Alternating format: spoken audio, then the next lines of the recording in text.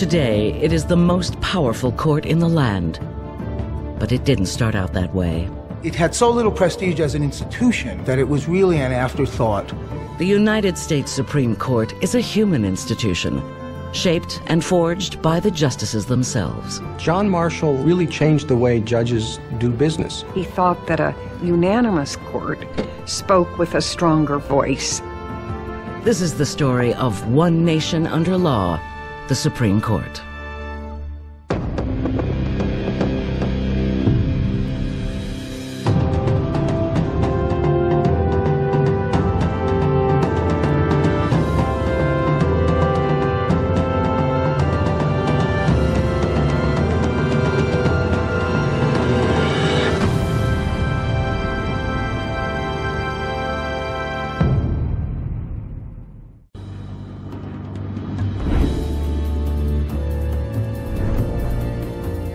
The issues change. Before the Civil War, the issues were slavery or state sovereignty, federalism. In the last part of the 20th century, the issues are culture war issues. But again, you have this Constitution that doesn't yield real clear answers. Justices are trying to apply the Constitution in light of all of American history and in light of the peculiar circumstances that we as a nation find ourselves in today. And it's hardly surprising that under all these circumstances, different people will have different views on what the Constitution means. It would be an incredibly weird country if everyone agreed on everything. The court will never be that far out of tune with the prevailing attitudes and prejudices of its time. Nevertheless, when the court speaks, it's supposed to speak for what the country stands for, our basic values, our highest aspirations. And so we put a lot of faith in the court, and a lot of us want the court not to let us down. The Supreme Court did not always hold such sway in the life of the nation. In the early years of the Republic, justices were unsure how far their power extended and shy to exert it. One man changed all that. I think nobody, until Marshall comes along, I think that anybody really have a coherent vision of how powerful this institution could become. The base that Marshall built in law and in tradition transcends his life and animates the rest of American history. Part of the genius of John Marshall is that in a very real sense, he invented the Supreme Court.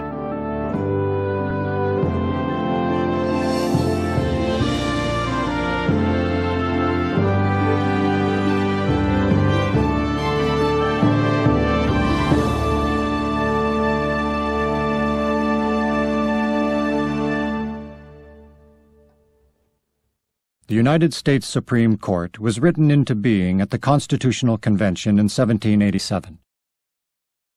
The judicial power of the United States shall be vested in one Supreme Court, and in such inferior courts as the Congress may from time to time ordain and establish. The framers knew they wanted an independent judiciary, free from the pressures of politics, but little else was determined. The Supreme Court's inaugural session did not portend a powerful future. For the first year, nothing comes to the court. They have a 2-hour session in 1790. They have no cases, and they all go home. They're given a second-floor room in some building in New York. I mean, nobody sees this as having the majesty of the executive branch or the legislative branch. The Supreme Court was a court of law. But it wasn't established as a constitutional court. So its early decisions tended to be just everyday, run-of-the-mill legal disputes, not great constitutional questions. Congress originally set the number of seats on the court at 6, lifetime appointments all. But it was no mean task keeping the bench filled. Membership on the Supreme Court was in a great deal of flux. People didn't stay on the court very long. The first Chief Justice, John Jay, left to be governor of New York. The president wanted to appoint John Jay to the court again, and he refused. He declined. He said, the Supreme Court is not an institution with a lot of energy. It's just not a great job. I'm going to take a pass on that. It had so little prestige as an institution at that point that it was really an afterthought. The court was off on the sideline and played almost no role.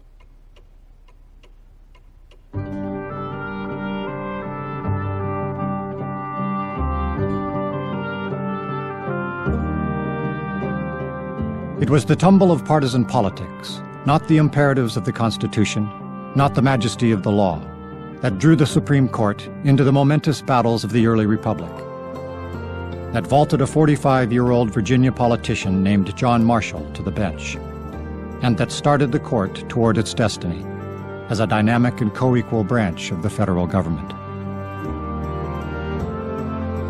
By the time George Washington retired from the presidency in 1797, the country had split into factions, the first political parties. New President John Adams and Federalists such as Alexander Hamilton and John Marshall on one side, Vice President Thomas Jefferson and his new party on the other. Their differences seemed fundamental and had widened as each side watched the democratically fueled French Revolution devolve into mass murder of the aristocracy.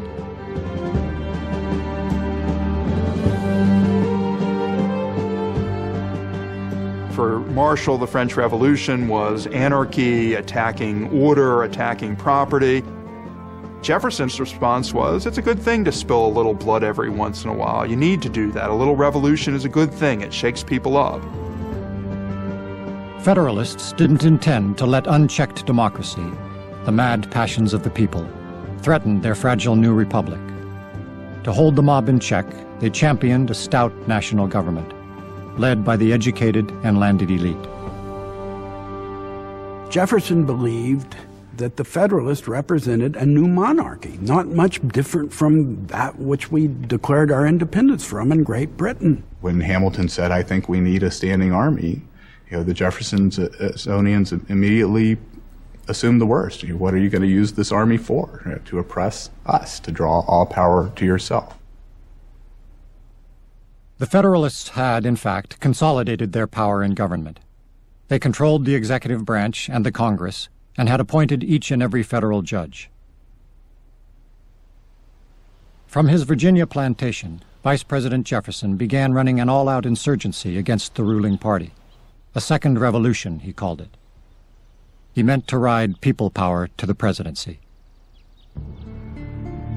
As Jefferson stirred dissent, visions of the French Revolution danced in Federalist heads. Jefferson was known for his Francophile leanings, and there was real concern that there would be bloodshed in Washington if Jefferson came in, and heads would roll, almost literally.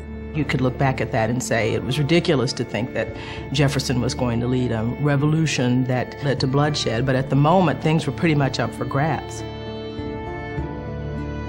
The politics of the day were partisan and ugly, and there was no precedent or tradition that demanded the judicial branch steer clear. Federalist-appointed lower court judges enforced the plainly unconstitutional Sedition Act, tossing Jeffersonian pamphleteers and politicians in jail for merely criticizing President Adams. And as the election of 1800 neared, many of those judges campaigned openly against Thomas Jefferson. Then the Jeffersonians won, big. Jefferson took the White House from Adams, and his party men swept into majorities in the House and the Senate. But there was no way to sweep the nation's courts of Federalist partisans Jefferson despised. Judges were appointed for life. The Federalists, wrote Jefferson, have retired into the judiciary as a stronghold. And John Adams meant to shore up the Federalist breastworks. In the aftermath of the election, the angry lame duck president installed his close friend and then Secretary of State, John Marshall, as the new Chief Justice of the United States.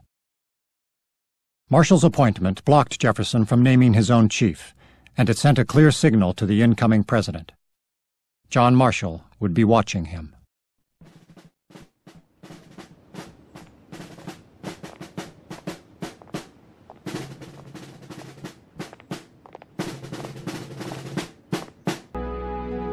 When Thomas Jefferson arrived at the executive offices, 17 commissions sat signed, sealed, and undelivered. He directed his new Secretary of State, James Madison, to leave them lay. 10 months later, a would-be justice of the peace named William Marbury showed up at the Supreme Court, asking Marshall and his brethren to compel Madison to deliver his commission. John Marshall ordered Madison to show just cause for withholding Marbury's commission. Madison didn't feel obliged to bow to the court. He simply didn't answer. But when word of Marshall's demand spread through the Capitol, the Jeffersonians in Congress were not so passive. Congress passes a law that basically closes down the Supreme Court for a full term. They just cancel the term by statute. And there's nothing in the Constitution that says they can't do that specifically. On the other hand, it's a pretty aggressive attack on the court. There was the real feeling on the part of the justices that their days were numbered.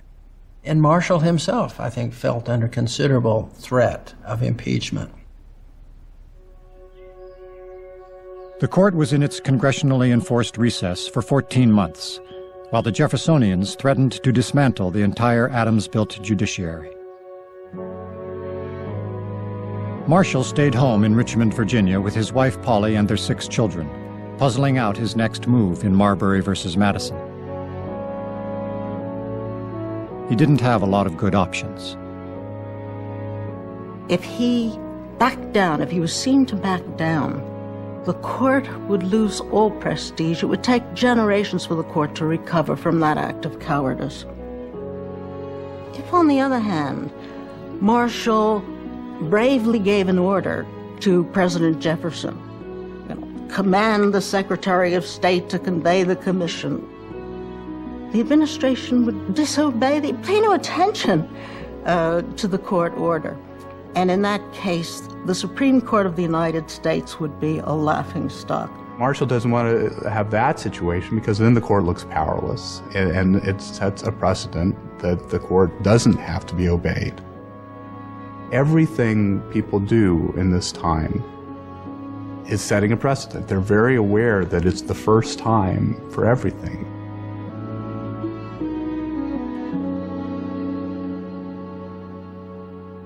When Congress permitted the Supreme Court to reconvene in February of 1803, the first case on the docket was Marbury versus Madison. The court was meeting in the lobby of a Washington hotel, and partisans on both sides milled the halls, anxiously awaiting the court's judgment. When Marshall announced the decision, it confounded almost everyone. He says, well, Mr. Marbury, you have been wronged.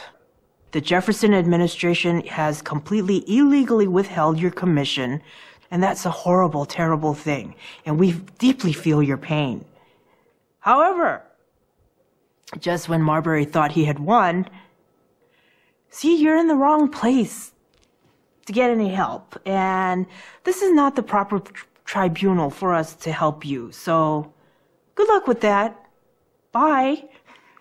Most Jeffersonians thought of it as a victory for the Jeffersonian administration because, in fact, they had won. This guy wanted to have a court order Madison to do something, and Marshall said no. It was trumpeted as something of a victory for Jefferson. It made it hard for Jefferson, who I think realized very quickly that it wasn't such a big victory. It took some doing to untangle Marshall's opinion. The Chief Justice had taken Jefferson to task for trampling Marbury's rights. He'd also asserted the power to force the president to comply with the court order.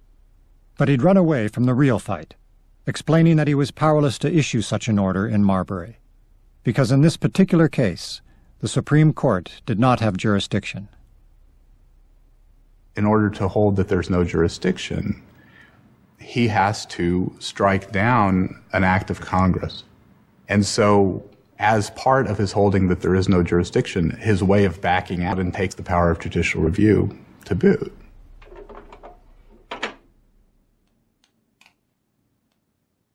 The court's power of judicial review, the ability to strike down any law repugnant to the Constitution, was not written into the Constitution itself.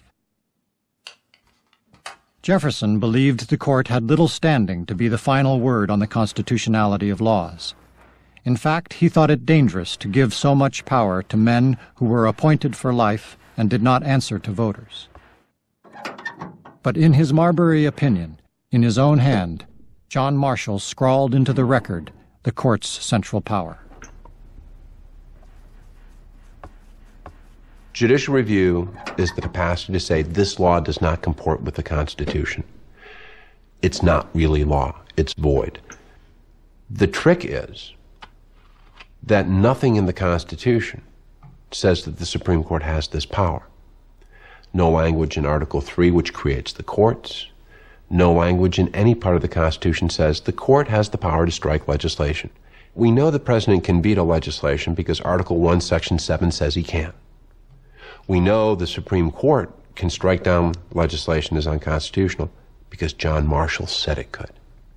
It was emphatically, as he said in Marbury versus Madison, emphatically the province and duty of the courts to say what the law is, and the Constitution is law.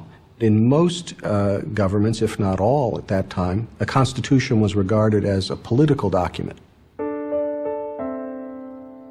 Marshall's real significant and unique contribution was to view the Constitution as law. And once you accept that the Constitution is law, then the courts have a significant role because courts tell you what the law means. He's asserting the constitutional equality of the court in the constitutional scheme, that they were going to push back, that they had a role to play, a major role to play, the major role to play perhaps, in interpreting the meaning of the constitutional text. Marshall holds down a decision that Jefferson despises. The court has the power of judicial review, but does so in a way that Jefferson can't evade it. I mean, the only way Jefferson can get around the decision in Marbury v. Madison is to give Marbury his commission. Say, I don't care what Marshall says. Here is your commission. Well, Jefferson's not going to do that. That is classic Marshall. So a pretty good day for John Marshall, right? He's avoided a political crisis, he's publicly scolded the president for behaving badly, and he's established the most important power that the court owns. There is no Brown versus Board of Education, there is no Roe versus Wade, there is no Bush v. Gore without a power of judicial review.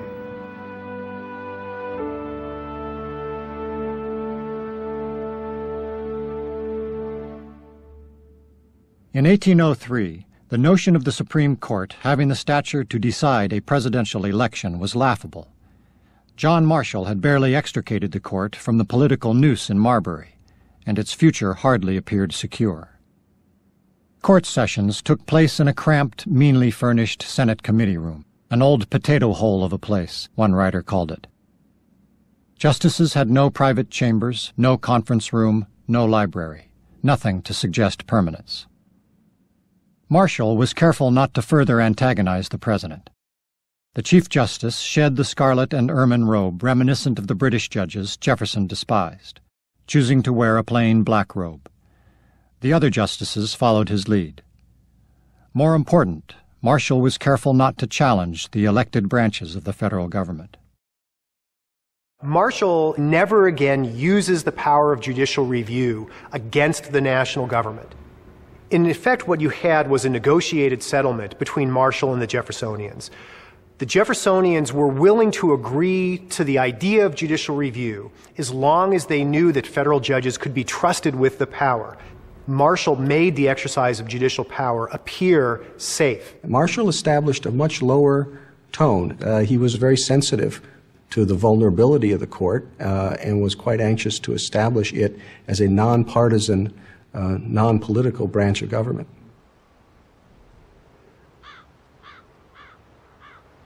His fellow justices quickly came to appreciate their chief's ability to steer the court through the roughest of political storms. They also came to appreciate his ability to add flair to their otherwise dull days and nights.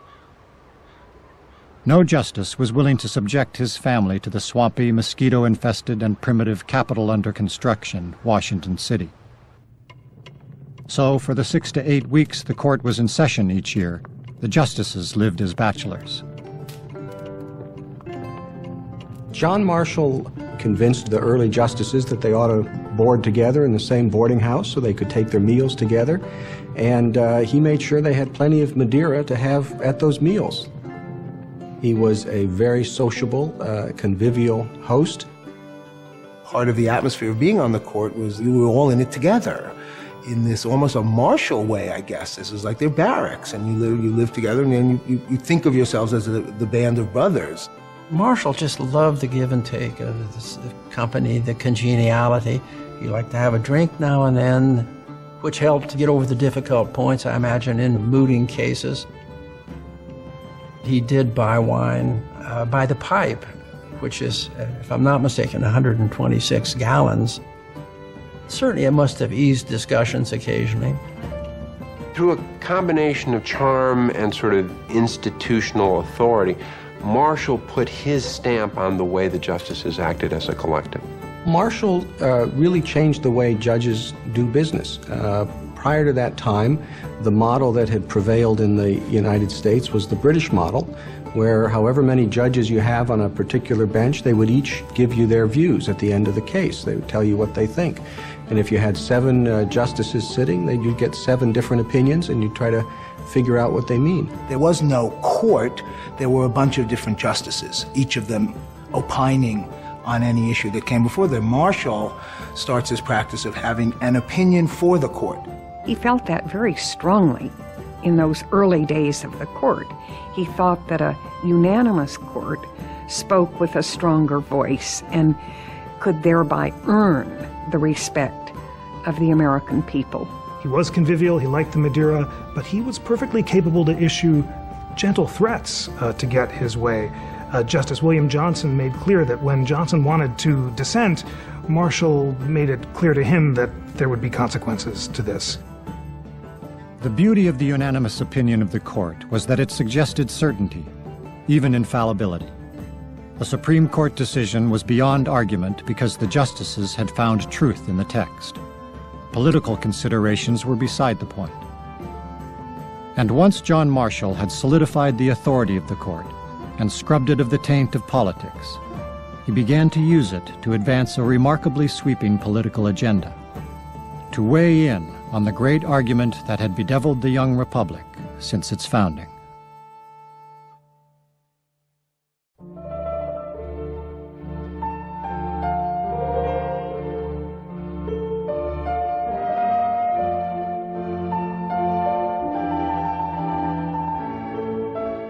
America's founders were children of the Enlightenment. They are living in an age of reason. They are seeing remarkable discoveries in the natural sciences. And the framers of the Constitution believe that they can discover enduring principles of political science that are every bit as important and powerful as laws of the natural sciences. It's a man-made reflection in a sense of the universe, of how they thought the universe was working. It was how they were thinking about the natural world in this sort of balanced and opposing forces. And I think it was very natural for them to think about the social world in the same way. It was a singular experiment, assigning distinct but overlapping powers to 2 separate sovereignties, the federal government and the individual states.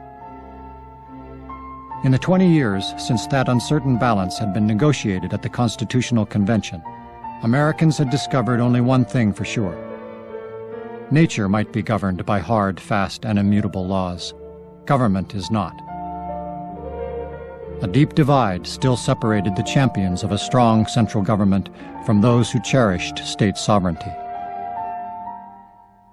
You really had 2 major views about what the Constitution really stood for that are really well embodied in Jefferson and in John Marshall. From Jefferson's point of view, the Constitution creates a relatively small national government.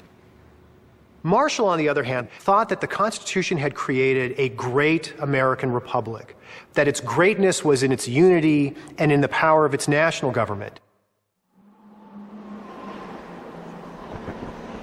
Marshall's belief in a strong union wasn't some glorious abstraction. It came straight from his life. most especially from his service as a young infantry officer in the Revolutionary War.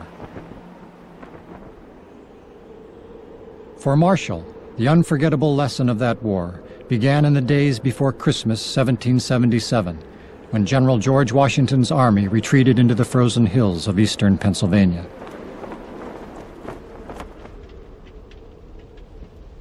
At Valley Forge, 22-year-old Lieutenant John Marshall counted nearly 4,000 men unfit for duty for want of clothes. Scarcely one man of these, he later wrote, had a pair of shoes. George Washington begged the states for provisions to no avail. The Continental Army was nearly destroyed by the indifference of the states. The Continental Congress was powerless to help. The powers of Congress were essentially limited by the fact that the states were sovereign. So they could request that the states supply troops and supplies, but they had no way of enforcing it. It was pretty much impossible to conduct a war.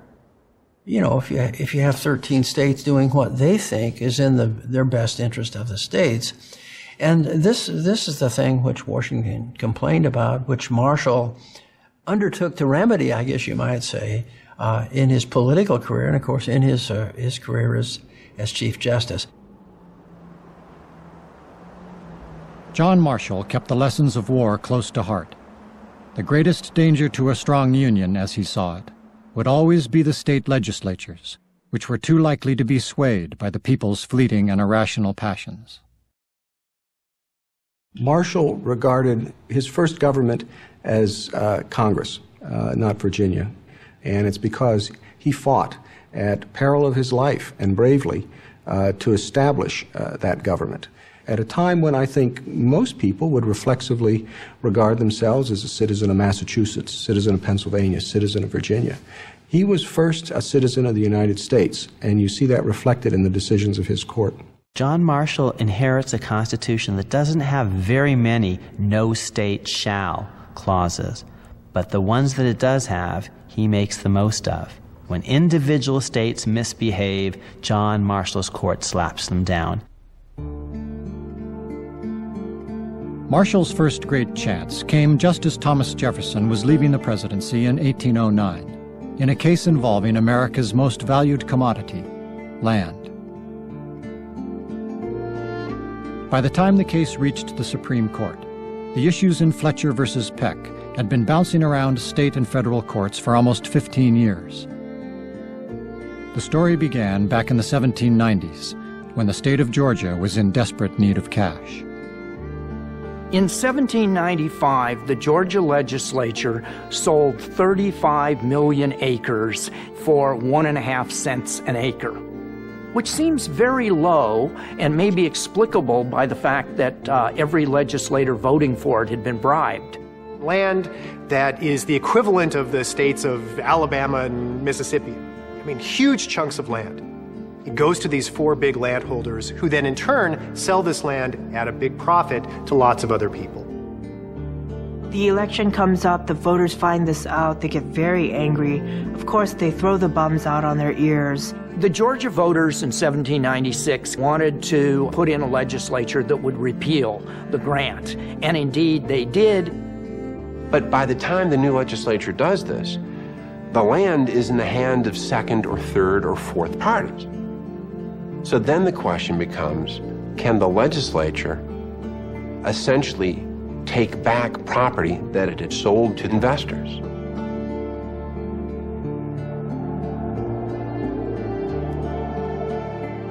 The voters in Georgia sure thought so. This land had been a public trust, and the first legislature had given it away.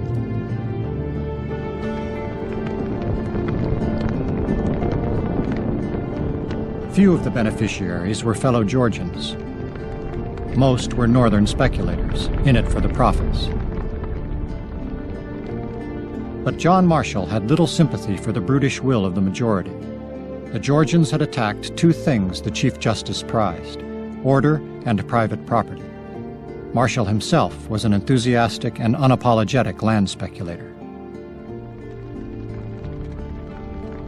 For Marshall, the right to acquire and possess private property, free from irrational government intrusion, was a God-given right, at the heart of the revolution in which he'd fought. Marshall believed that if a state legislature could arbitrarily void private contracts, the whole structure of commerce would be undermined. Marshall thought that what was great about the national government was its ability to promote a commercial republic.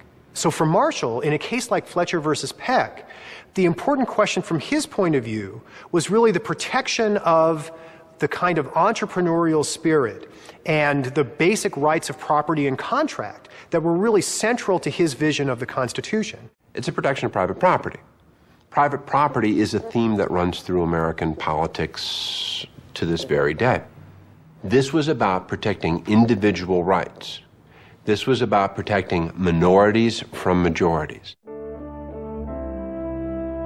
In its Fletcher opinion in 1810, the court essayed a full-throated defense of private property rights, and Marshall himself stretched the issue into a constitutional one, applying the contract clause for the first time in the court's history. No state could retroactively invalidate a private contract. Georgia is a part of a large empire. She is a member of the American Union, Marshall wrote, and that union has a constitution which imposes limits to the legislatures of the several states.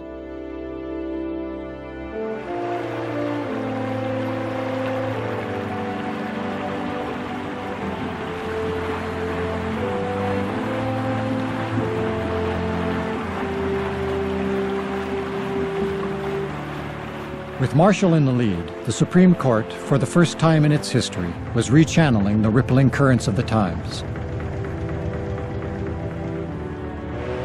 The Marshall Court extended contract clause protection to public as well as private contracts. It also invalidated New York State's grant of a steamboat monopoly, opening the nation's navigable waterways as great flowing arteries of traffic and trade. Marshall's crowning decision came in 1819 in a case involving the Second Bank of the United States. The bank had been chartered by Congress to work toward a more uniform system of currency and credit.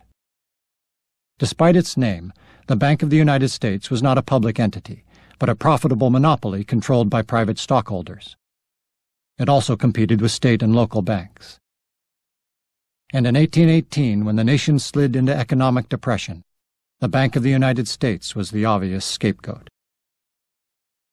The economy is in turmoil. People are losing money.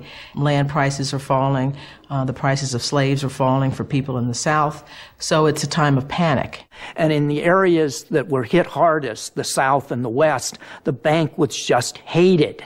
And you had states like Maryland and then Ohio that did everything within their power to put the bank out of existence. Maryland decided to fight back. So they passed a bill which taxed the Bank of the United States and its Baltimore headquarters. The cashier of the Baltimore branch, a man named James McCulloch, refused to pay the tax.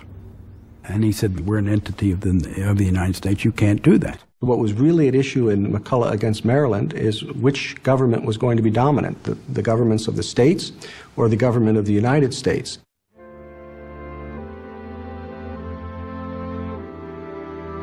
The state of Maryland sued McCulloch in a Maryland court and won. McCulloch appealed to the United States Supreme Court.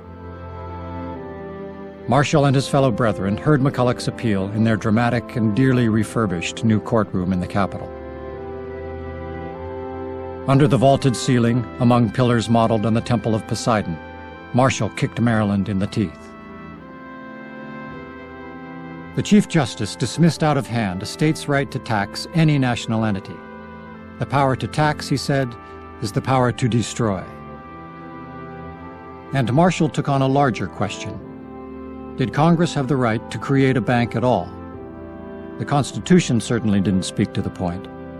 But Marshall did, finding implied powers in the constitutional phrase necessary and proper, ceding to Congress the authority to regulate and encourage interstate commerce. States would have to fall in line.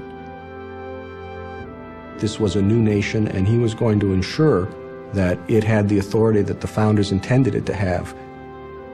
You know, Lincoln's famous statement, government of the people, by the people, and for the people, is just a paraphrase of what he said in McCulloch against Maryland, that this national government was founded not by the states, but by the people, and for their benefit.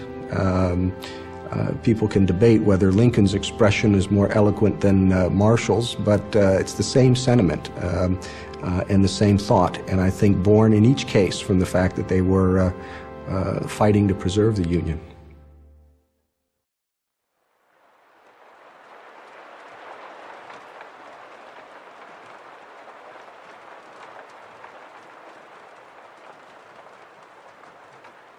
A few weeks after he handed down the McCulloch decision, Marshall returned home to Richmond, where his fellow Virginians treated him as something of a traitor to his home state. The landed aristocracy was sure Marshall's McCulloch decision threatened its dear way of life, a way of life built largely on slave labor.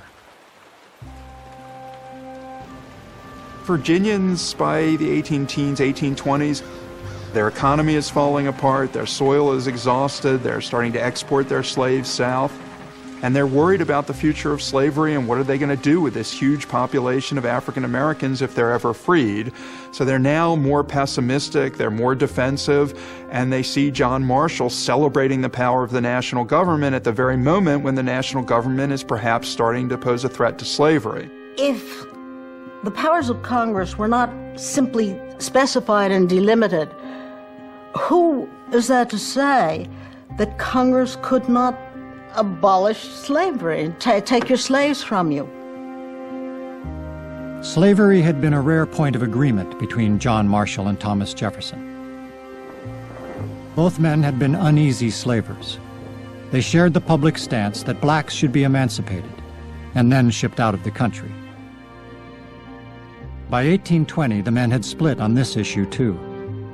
Jefferson could not abide Northern politicians in Congress dictating the terms of ending slavery, and he could not abide that John Marshall's McCulloch decision had given them an opening to do just that.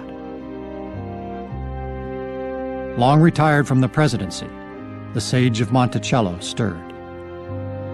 Jefferson was furious about McCulloch versus Maryland.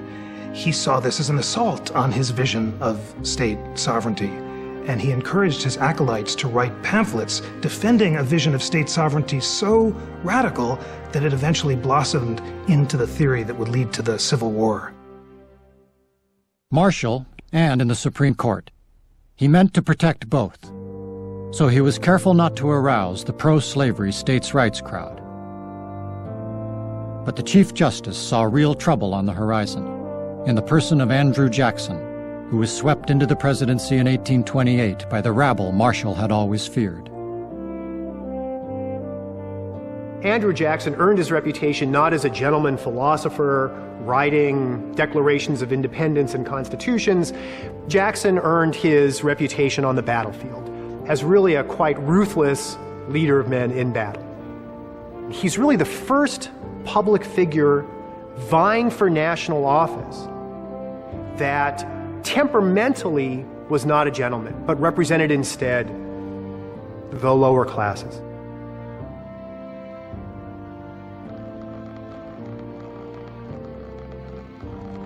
Andrew Jackson was a man you crossed at your peril. He was an avid and accomplished duelist, having killed 3 men, and he had 1 ball of shot lodged in his chest and 1 in his shoulder, both from duels. Recurring infections required vigilance, making Jackson the only president to ever bleed himself in the White House. Unlike Jefferson, Andrew Jackson wasn't keen to diminish the court's power. He meant to own it. In 2 terms, Jackson would appoint 5 justices to the Supreme Court. 4 were solid states' writers and strong supporters of slavery.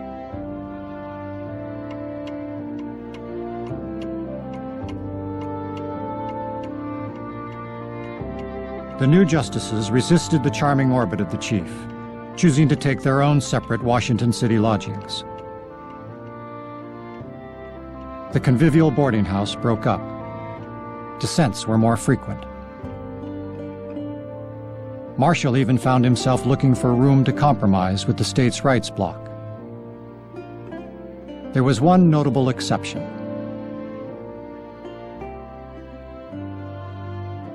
The Cherokee Indians had lived for nearly 40 years on land they held by treaty with the federal government. Unfortunately, it was in one of the most recalcitrant states in the country, Georgia. When gold was discovered on the Cherokee lands, the Georgia legislature grabbed for it, openly defying the federal treaty. The state of Georgia is just trying to kick them out and send them to territory which was not their ancestral home, and basically saying, go out there and start over. President Jackson, an old Indian fighter, was with Georgia. The president, like the U.S. Congress, plainly wanted the Cherokees removed to make way for the white man. And Marshall no longer appeared equal to Jackson's monumental will. As two separate Cherokee cases moved through the Supreme Court, woe seemed to pile on the head of the aging Chief Justice. In October of 1831, Marshall underwent bladder surgery without the aid of anesthesia. While he was convalescing at home in Richmond, his wife died.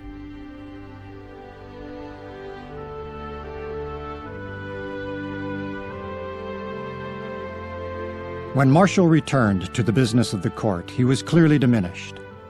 A colleague went to Marshall's room one morning and found him weeping. A lawyer flinched when the Chief Justice arrived at the court unshaven, with egg on his face. But when the time came to issue a decision on the final Cherokee case, John Marshall refused to stand down. For the first time in his career, he took on the entire political system, president, Congress, and a state government. Georgia's seizure of Cherokee lands, Marshall found, was illegal. This may be an apocryphal story, but Jackson said, well, Chief Justice Marshall has made his decision, now let him enforce it. Knowing full well that Marshall and the brethren aren't going to go out and stop the movement of Native Americans into the interior part of the country. What Jackson knew, and what Marshall knew as well, is that the reach of judicial power extends as far as the executive is willing to enforce it. There are only a couple of examples in all of the history of our country where presidents did not enforce some relevant applicable decision of the Supreme Court. One was President Andrew Jackson, and the result was disaster for the Cherokee Indians. Andrew Jackson negotiated action with the Cherokees to send them, in a sense, on this incredible trek west of the Mississippi River, in which thousands of them, men, women, and children, died on the way. And once they got there, of course, they had no land, as it turns out. It was one of the great tragedies, certainly, in American history. The lingering lesson of the Cherokee cases is that the power of the court is merely the power to persuade. Unless the court's decisions are brought to life by the rest of the political system, they're just words.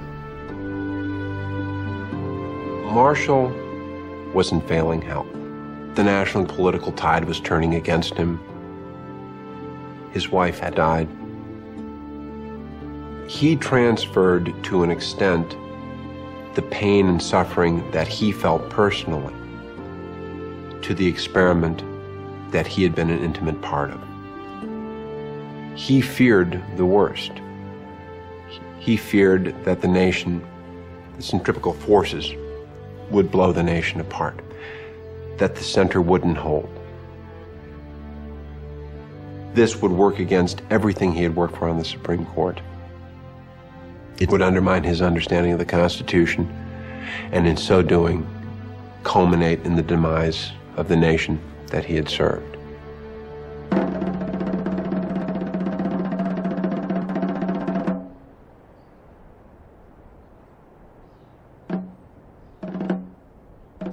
John Marshall died in July 1835. The Union he'd fought for held. Even Andrew Jackson had defended it against Southern secessionists. The Supreme Court enjoyed a place of pride and prestige among the nation's youthful institutions. But it would have come as no surprise to Marshall to learn that Andrew Jackson appointed as Chief Justice a states' writer named Roger Taney. At the end of his life, John Marshall knew the threats to the Supreme Court and to the Union outlived him.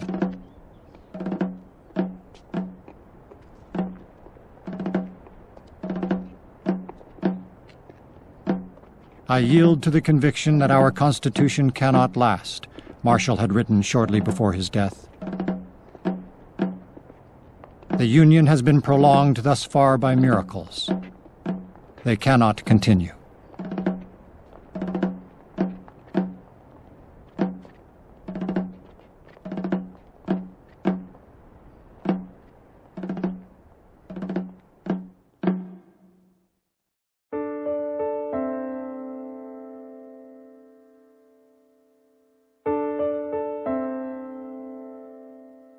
It is one of history's sad ironies that the Supreme Court became an animating force for John Marshall's dark prophecy of disunion. The issue of slavery, which Marshall had taken pains to avoid, was the undoing of the court and the Union both. For 30 years, back to the time of Marshall's McCulloch decision, the Union was largely held together by a bit of legislative baling wire called the Missouri Compromise. Territories below 3630 would enter the nation as slave states, territories above as free. It was federal law negotiated in the U.S. Congress. But in 1854, when it looked like the balance of power was shifting to free states, Southern legislators demanded a new deal. The country had come to the end of the line. It had tried so hard in so many ways to deal with the issue of slavery. And by the mid-1850s, desperate times had called for desperate measures. And there was no other institution that they could turn to try finally to resolve this issue than the court that Marshall helped create. The politicians actually invite the court to get involved in this, to take this hot potato out of their laps. Led by Marshall's successor, Roger Taney, a usually steady and moderating Chief Justice, the Supreme Court took on Dred Scott versus Sanford. The case was a plea for freedom by one man, but begged the questions of slavery, states' rights, and federal power.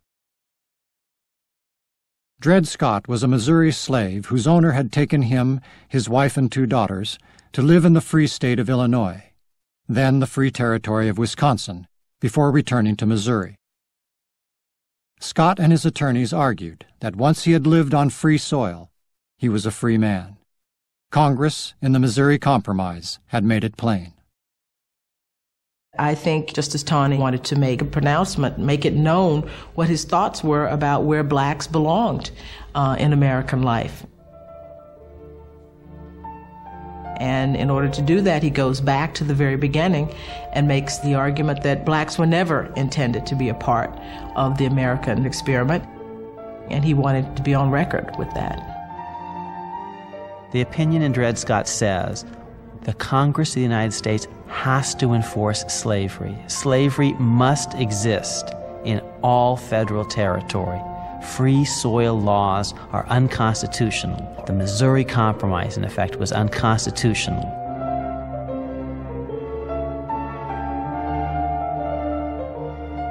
For the first time since Marbury versus Madison, the United States Supreme Court struck down an act of Congress.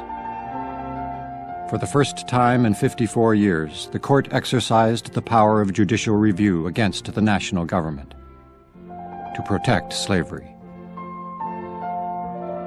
It was a disaster. It was the worst opinion ever written in the history of the Supreme Court of the United States, and solved nothing.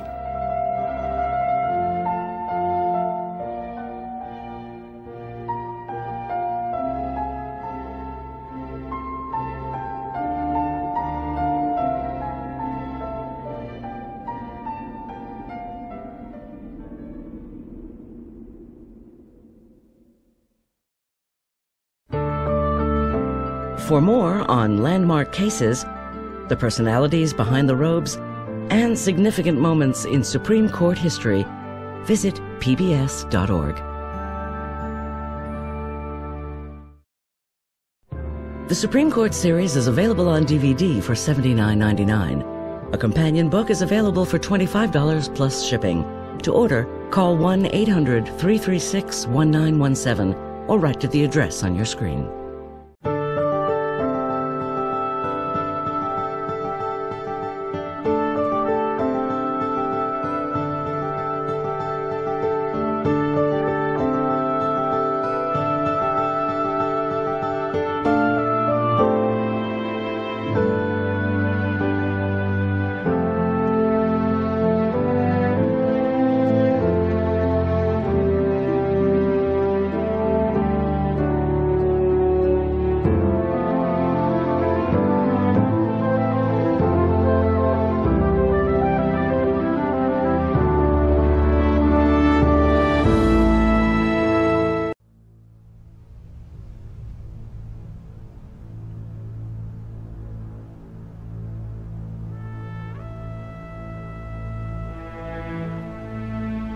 From 1861 to 1865, Americans spilled precious blood over questions that had divided the nation and tormented the Supreme Court: slavery, states' rights, and federal powers. Swaths of the South were laid to waste in the Civil War, families on both sides destroyed. Old ways of life, old certainties were swept away.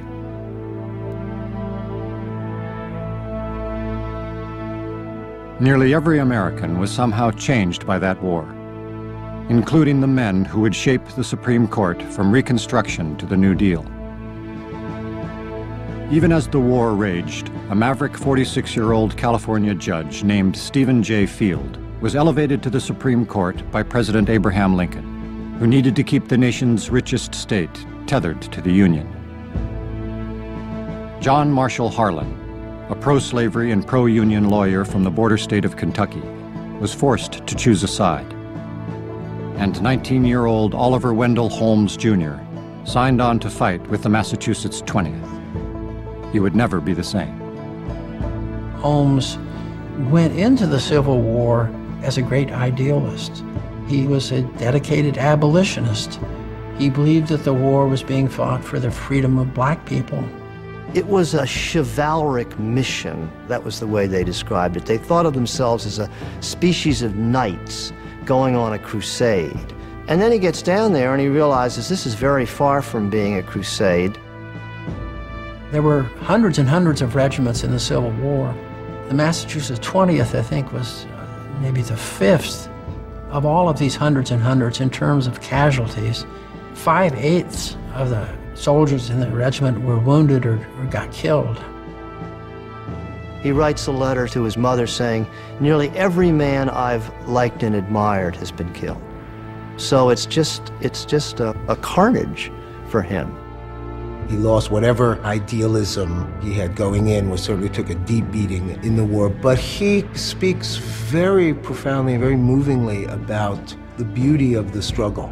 The fact that people would rush into battle, that he was rushing into battle on behalf of this idea of union, that men were willingly giving up their lives for that. I think he never got over that. He never understood that fully or could comprehend the mystery of that to him. The one thing that he did come away with, and it also becomes a key to his jurisprudence, is the sort of nobility of the struggle. It's the struggle that counts.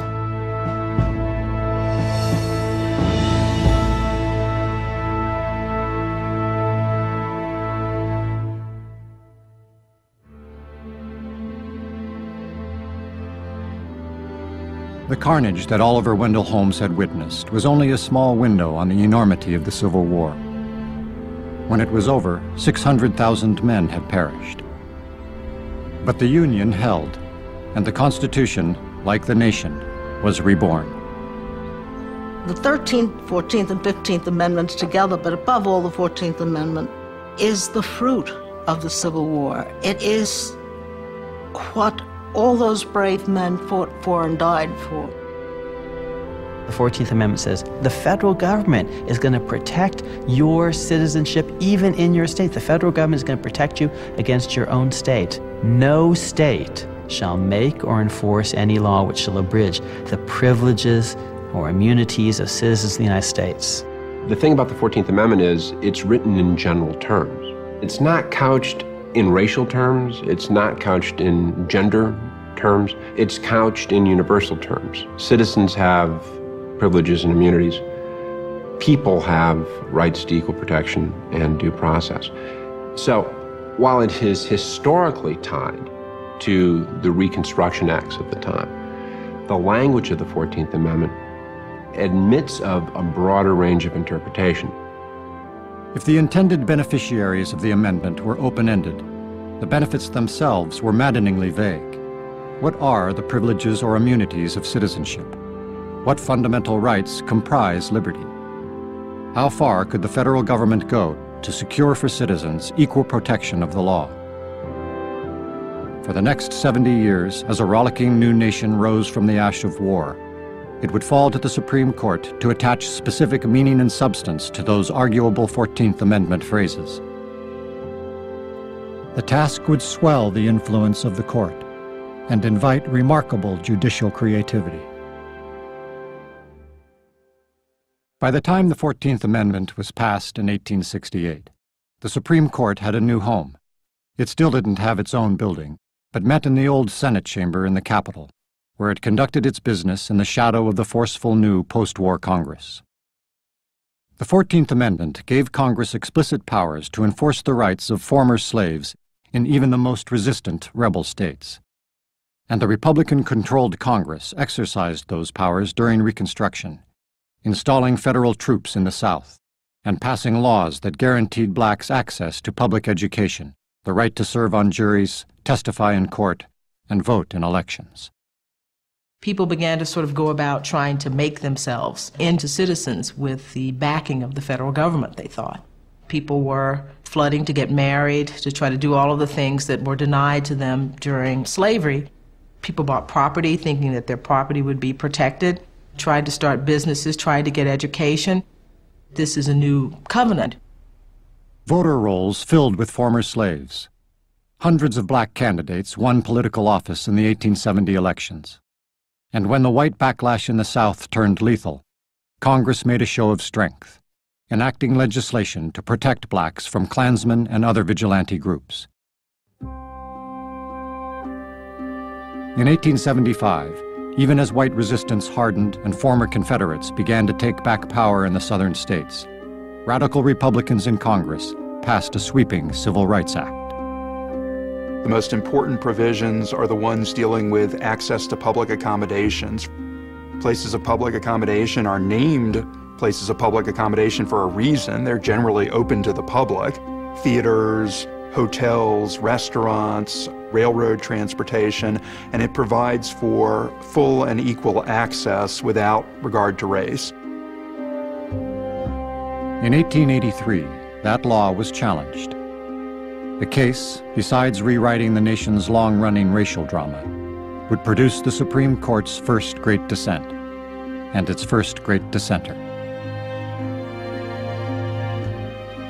The civil rights cases was a consolidation of 5 separate cases that spanned the country.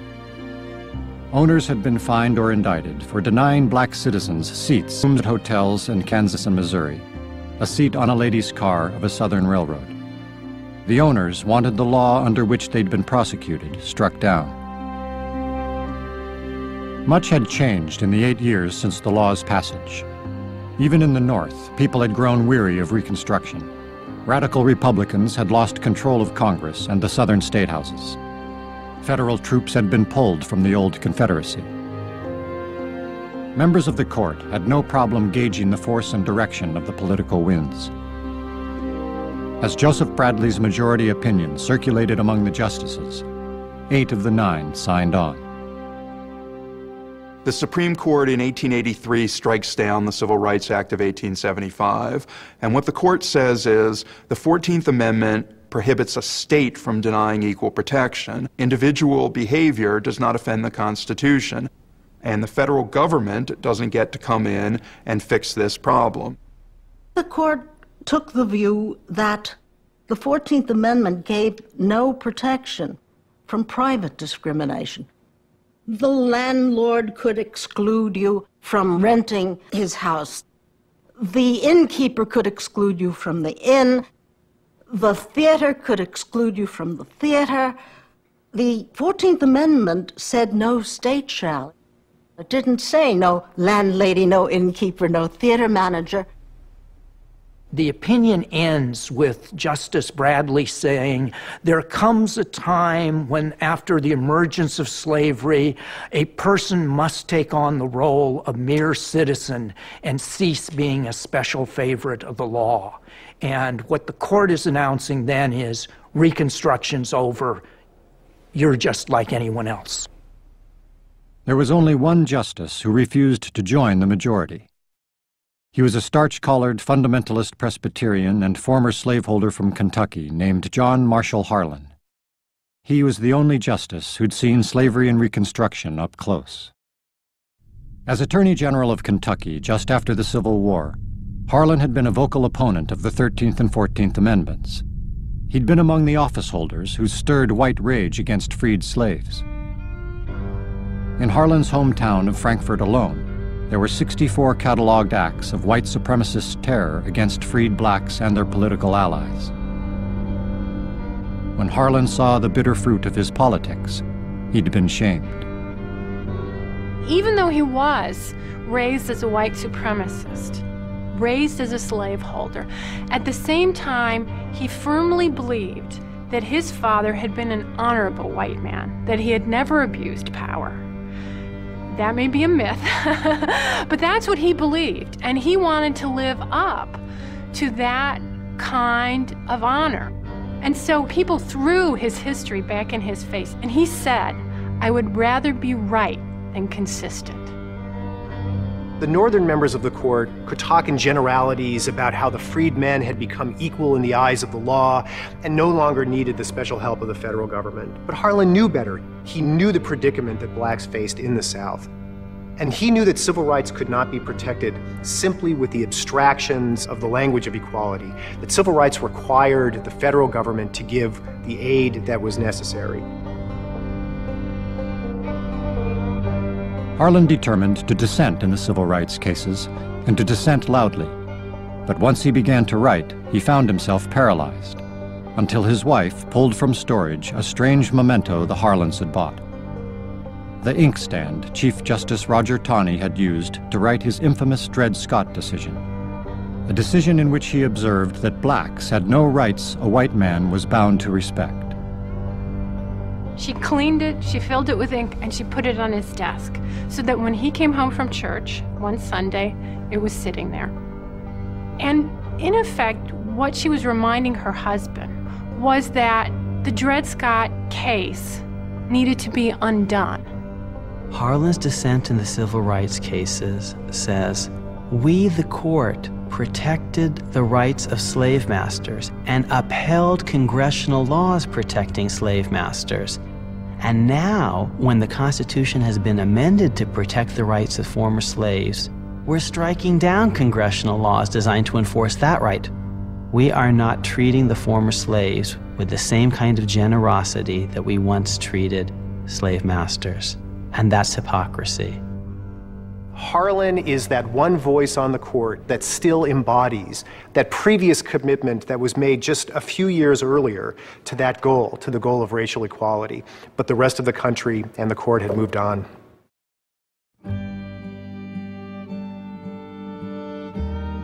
The country doesn't want to continue with this experiment in coerced reform of race relations in the South, and I think the Supreme Court's basically putting its stamp of approval on that. They're saying the national government is not going to intervene anymore in Southern race relations. We are restoring home rule on the race issue to the South. We're going to return to the status quo, which is upper-class whites in the South get to decide what race relations are going to look like.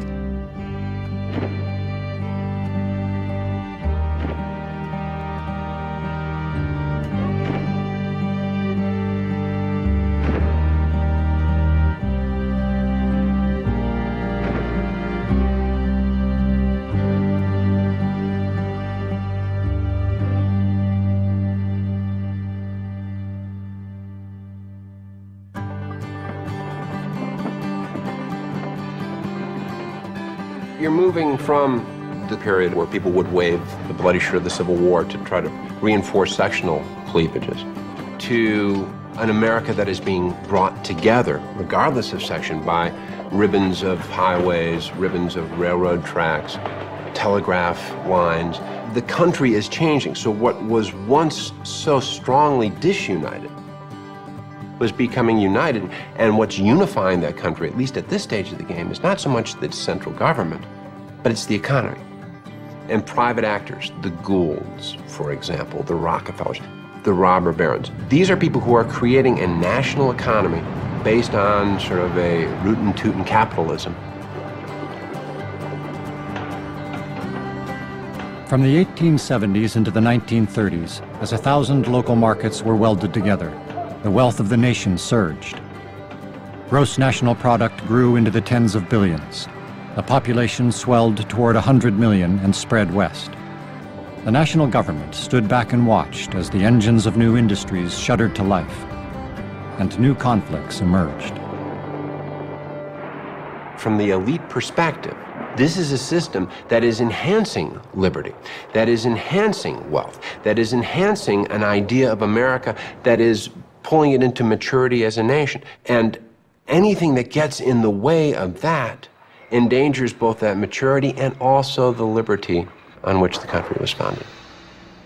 The country is really divided between people who want to promote a national economy and all the competition and laissez-faire associated with the national economy, and those who wanted to regulate that economy, people who thought that that economy that was developing was imposing some burdens on workers and farmers, and that it was the obligation of government to try to mitigate some of those problems. The court is placed in the middle of those battles. From the beginning of the set to over government involvement in the economy, one energetic voice rose above all others on the court. It was the voice of Justice Stephen J. Field. Field's constitutional vision was formed in the fresh beginnings of the Far West. Born to wealth and power in Massachusetts, Field had taken his lawyer's shingle and followed the 49ers into the wilds of California, where he and thousands of other individuals were free to invent a new state from scratch. In just 15 years, the 49ers had turned this virgin land into a place of high finance, industrial might, and fabulous wealth. The growth of empire that the Revolutionary War generation had envisioned, Field had witnessed on the nation's farthest shores. When Stephen J. Field took his seat on the court, he meant to protect the possibilities of economic expansion wherever Americans lived. The key was keeping private property clear of government meddling. And Congress itself had given Justice Field a tool to do just that, the 14th Amendment.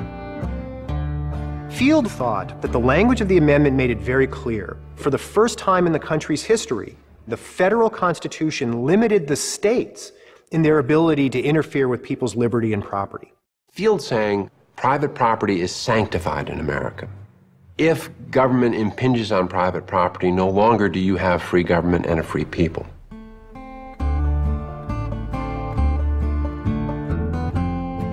For 25 years, in case after case, Field pressed his argument for near absolute economic liberty. He was convinced that state legislators were easily corrupted, that state regulation of private enterprise was most likely an effort to favor one competitor over another. If a state regulation was challenged in the Supreme Court, Field nearly always voted to strike it down. He often lost, but never flagged, and never backed down. And by 1890, the court had begun to tack around to Field, because pro-business presidents had filled the bench with like-minded lawyers, including Field's own nephew, David Brewer.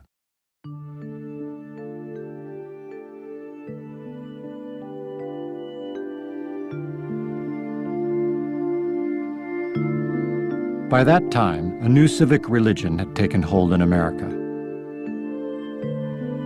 Charles Darwin's theory of evolution and natural selection had evolved from scientific to social theory.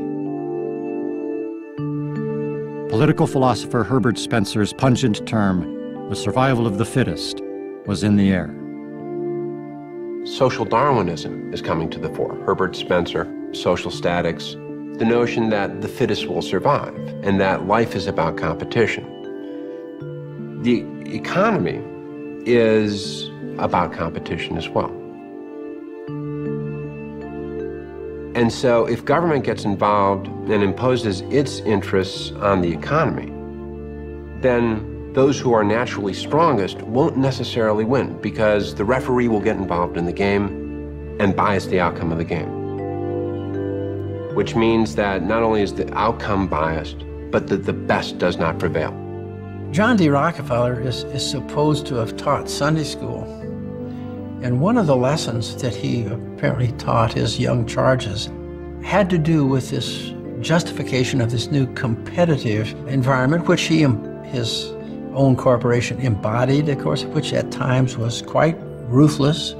And he said, you know, it's like the American beauty rose, that in order to get the splendor of this rose, you have to prune the buds off. And if it appears to be cruel, that labor is suppressed, that competitors are eliminated ruthlessly, then this is the price you pay for economic progress. The typical workday for a man was 10 hours, possibly 12. The typical workday for women workers was 12 hours or 14 hours. And in this new industrial economy, people worked 6 days a week. You could work hard all day long and make an impoverishing wage if you were a factory hand. No matter how hard you worked, you couldn't make enough to support a family. Women and children were earning wages or earning income to help make the family just live at a subsistence level. The employer's rules held sway in the workplace. It was actually a realm of American life that almost resembled feudalism.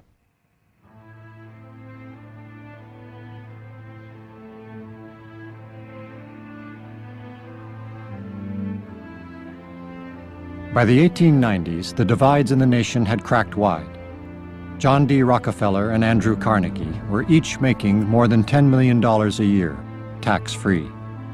The average worker made less than $500. Individuals feel they are increasingly powerless, and they're aggrieved in some sense, and they can't overthrow the source of the problem. They turn to government. It's all an effort to get some entity on your side to work against power that you yourself can't control. For the first time, Congress stepped in to check the growing power of the owning class. It mandated the breakup of powerful national monopolies, and in 1894 instituted a federal income tax on the richest Americans, 2% on annual income over today's equivalent of $250,000.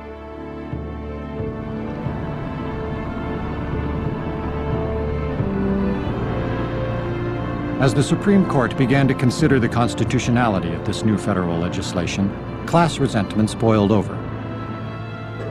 A worker shutdown at the Pullman Company ignited a national railroad strike. Business-friendly federal judges, such as William Howard Taft, issued injunctions to put a stop to it. Railroad owners convinced the president to call out the U.S. Army and state militias.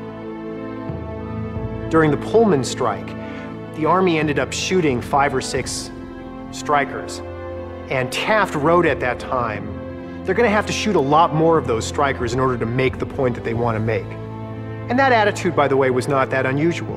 Conservative political leaders at the time really thought that the country was going to get out of hand if these more socialistic tendencies were not brought under control. What the court decides today, while obviously gripping and part of our culture wars, is chicken feed compared to what the court presided over in the 1890s. The court had in its hands the future of industrial America. Sober, thoughtful Americans, not hysterical people, thought the nation was at the brink of class war. The justices are responding to this sense of spreading anarchy and social disorder, and they're worried about the socialism and communism and the desire to redistribute wealth. They're worried about property rights. When the court sat in 1895, Stephen J. Field was nearing 80, barely able to haul himself up the steps of the Capitol. But his fingers could not be pried from the standard he'd held for over 30 years. He's talking about getting a shot of carbolic acid in his knee and how it was so painful that he thought he would pass out and that he really might die at any point, but he was struggling to hold on because it was absolutely vital to the safety of the nation that he participate in this decision. So Justice Field sees himself as doing heroic service to the country by struggling to hold on to his seat on the Supreme Court to strike down the income tax. Stephen J. Field thought that the income tax was the thin edge of the wedge of communism. And these kinds of laws had to be stopped, or the United States would just cease to be a place of liberty, and instead would be a place where the poor thought up laws in order to take money away from the rich. The court majority sent a powerful message in the last years of the 19th century. It would safeguard private property owners from intrusions by both federal and state government. The court had finally bought into Field's vision of the 14th Amendment. While the majority refused to use the amendment to protect broad social and political rights for blacks or Chinese or women, it would use the amendment as a nearly impenetrable shield to protect private property rights. In 1897, Stephen J. Field bested John Marshall's record 34-year tenure on the court, then grudgingly stepped aside. He doesn't leave the court the way he entered the court, as a cranky dissenter trying to tell everyone the right path. By the time Field leaves the court, his dissents had been vindicated. So Field leaves the court at the end of the 19th century, but Field's ideas carry through well into the next century.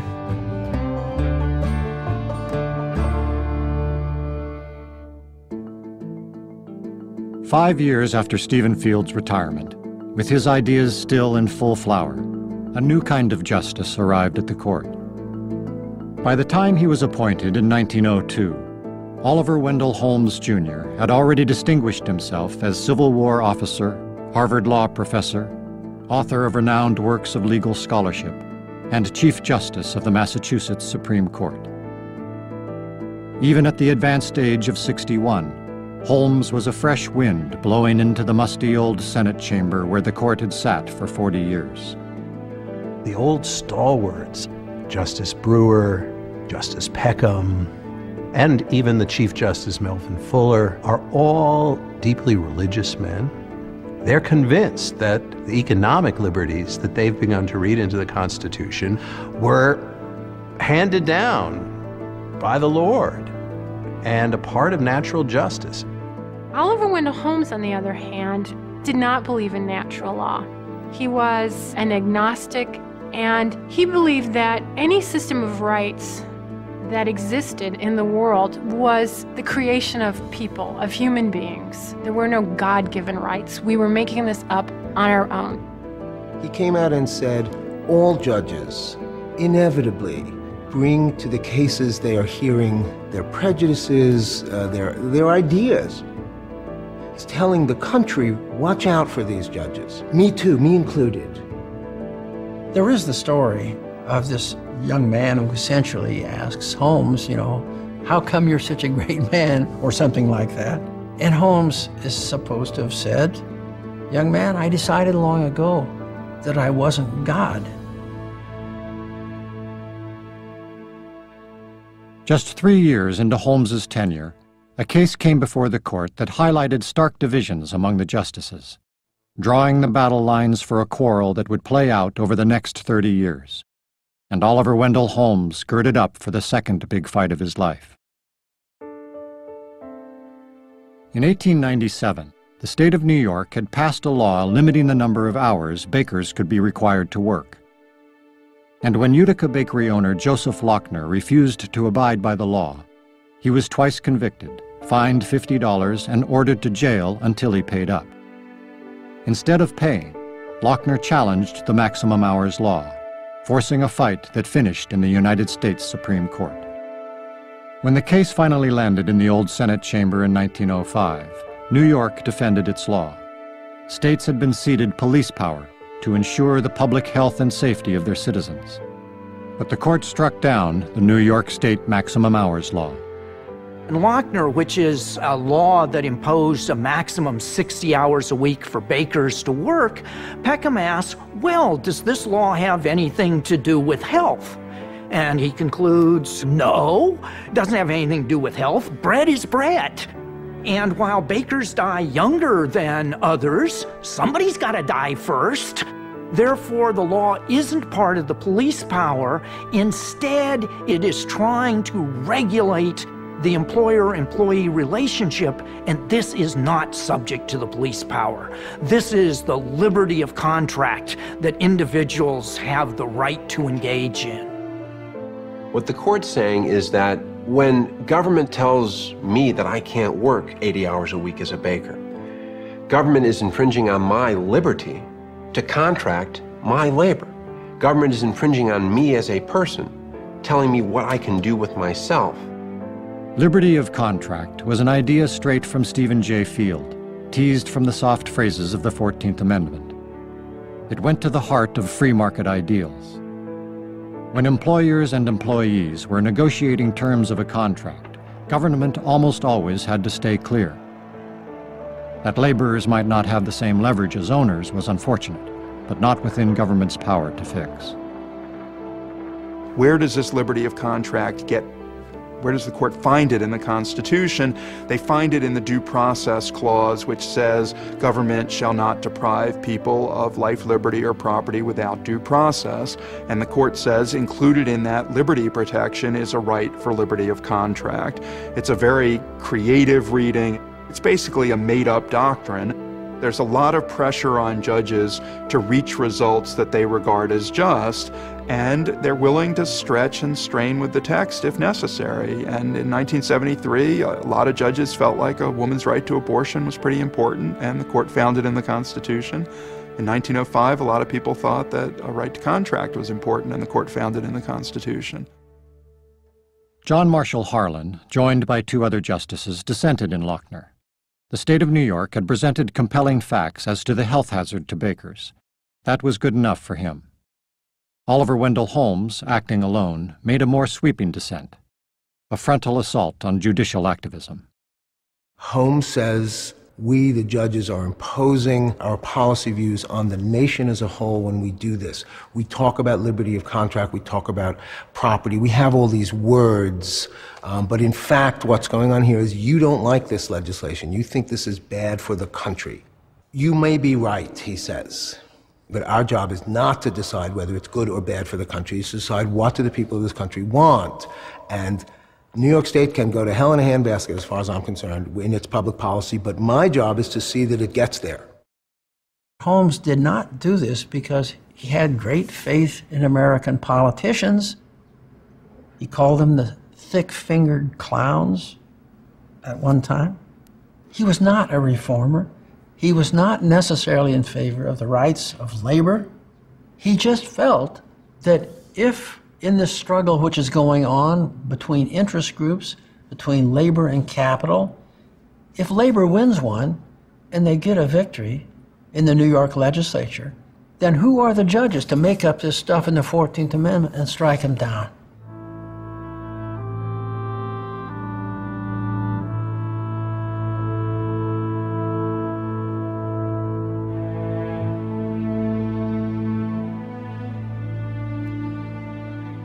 Like all justices of his day, Holmes did his real work at home. He wrote his first famous dissent in his personal library, surrounded by the guiding stars of his life. On his shelves were well-thumbed books by Charles Darwin, Herbert Spencer, and his hero Malthus, whose ideas inspired the theory of natural selection.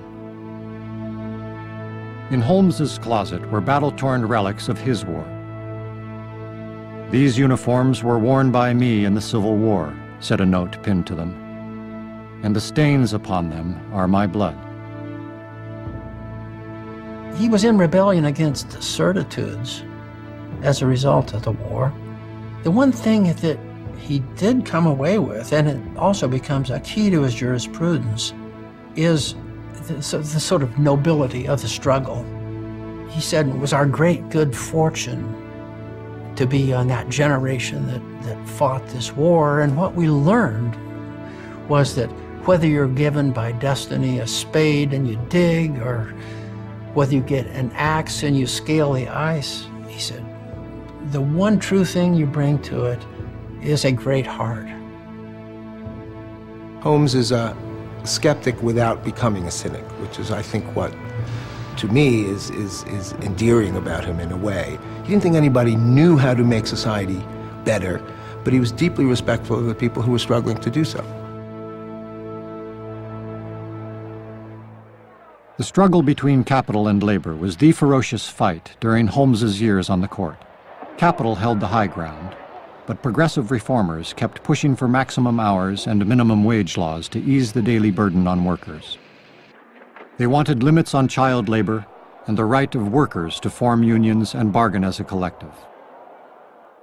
Holmes's personal allegiance lay with capital, and he didn't think any reform would much help the working classes. But when progressives managed to get laws passed that squeezed owners, Justice Holmes refused to strike them down, unless they were unarguably unconstitutional. Now and then he gathered a majority for upholding reasonable regulation. But Holmes made few reliable converts among his fellow justices, and he would occasionally turn his biting wit on his colleagues. Holmes had grown particularly weary of John Marshall Harlan's moralizing, but an uncharacteristic sentimentality seeped out of Holmes on the news of Harlan's death. The old boy had outlived his usefulness, Holmes wrote, but he was a figure the like of which I shall not see again. When he died, the black community of Washington was quite saddened, and the African Methodist Episcopalian Church actually had a memorial service for him. And in the program, there's a photograph of Harlan, and on it says, "A true friend of the people." And they played Beethoven's On the Death of a Hero. In his own home, and sometimes out of it, he was charming, Holmes noted. On my 70th birthday, who but he bethought to put a little bunch of violets on my desk in court? Peace to his ashes. By 1912, the great stalwarts of liberty of contract, Brewer, Peckham, and Fuller, had all given up the ghost too. But President William Howard Taft reloaded the court with justices also willing to strike down state and federal laws that intruded on the free market economy. Holmes's only sure ally in the cause of judicial modesty was a Woodrow Wilson appointee, Louis Brandeis, who in 1916 became the first Jewish member of the court. Holmes and Brandeis were the great dissenting duo of the progressive era, and they're forever linked together as Holmes and Brandeis, but they were entirely different men. Holmes approved of progressive legislation because he didn't care. Brandeis was righteous, he was zealous, he was passionate about the issues of his time. Holmes hated facts. If you read a Holmes opinion, there are almost no facts in it. Contrasted with a Brandeis opinion, Brandeis is just going to roll you over with facts. One summer, Holmes was going on vacation in the summer. And Brandeis said, "Hey, Oliver Wendell, why don't you learn about the garment industry? Maybe you can read up on the garment industry." And Holmes sort of, you can see him rolling his eyes like, "Lovely, that's my summer reading."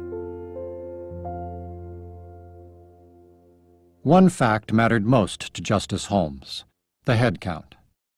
He acceded, almost without exception, to the will of the political majority. When the state of Virginia authorized the forced sterilization of a young woman named Carrie Buck, Holmes authored the decision that upheld it, noting that Miss Buck, her mother, and her daughter were all feeble-minded. Now, there are problems both with his facts and with his law. Carrie Buck was probably not feeble-minded. The reason she was identified as feeble-minded was she was unmarried, and she was a teenager, and she'd gotten pregnant.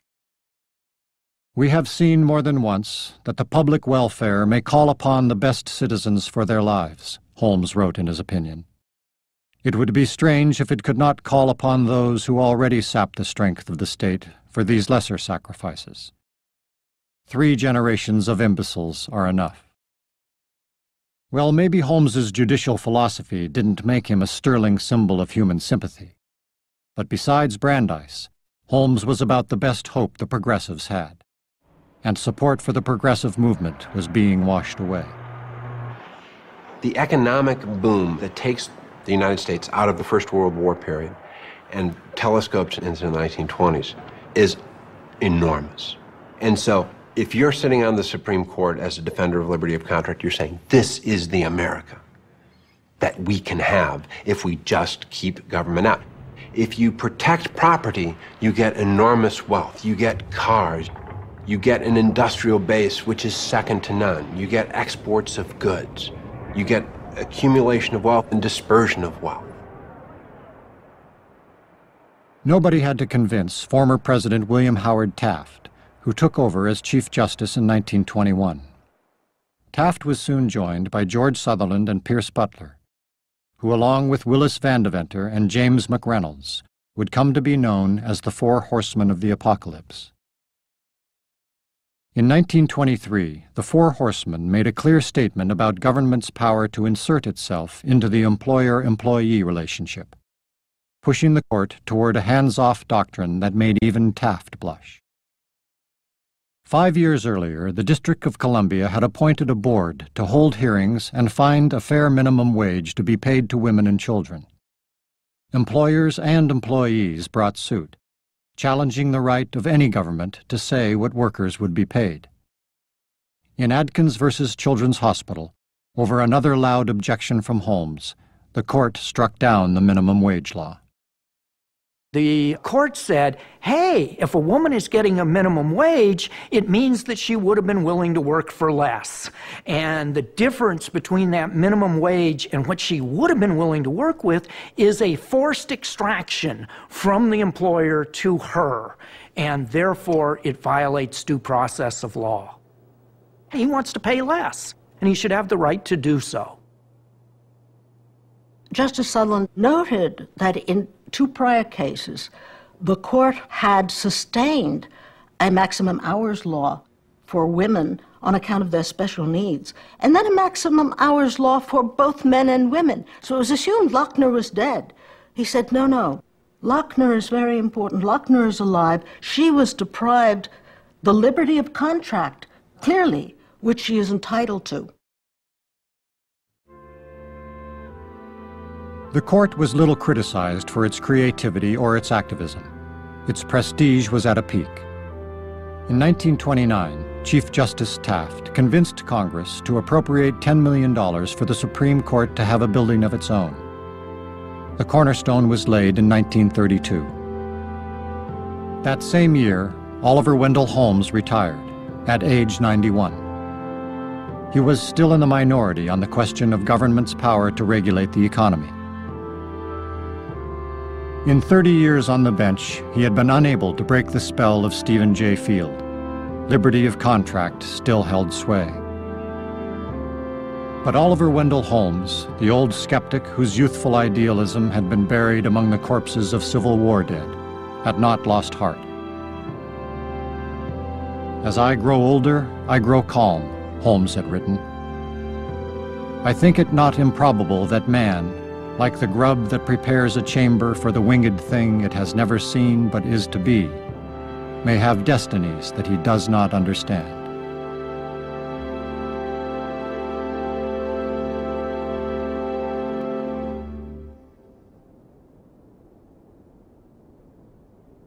By the time Oliver Wendell Holmes died in 1935, the United States Supreme Court seemed to have realized its own great destiny.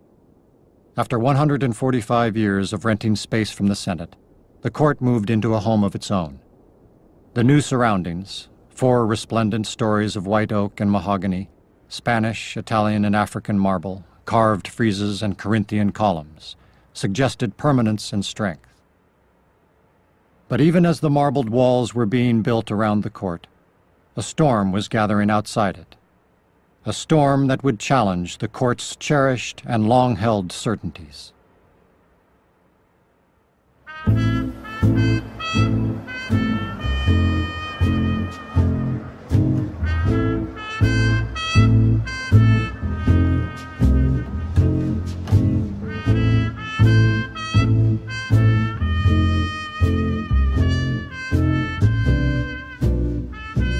By the early 30s, the court, the 9 old men, found itself sitting at the top of a situation in which an unregulated economy lay in ruins at its feet.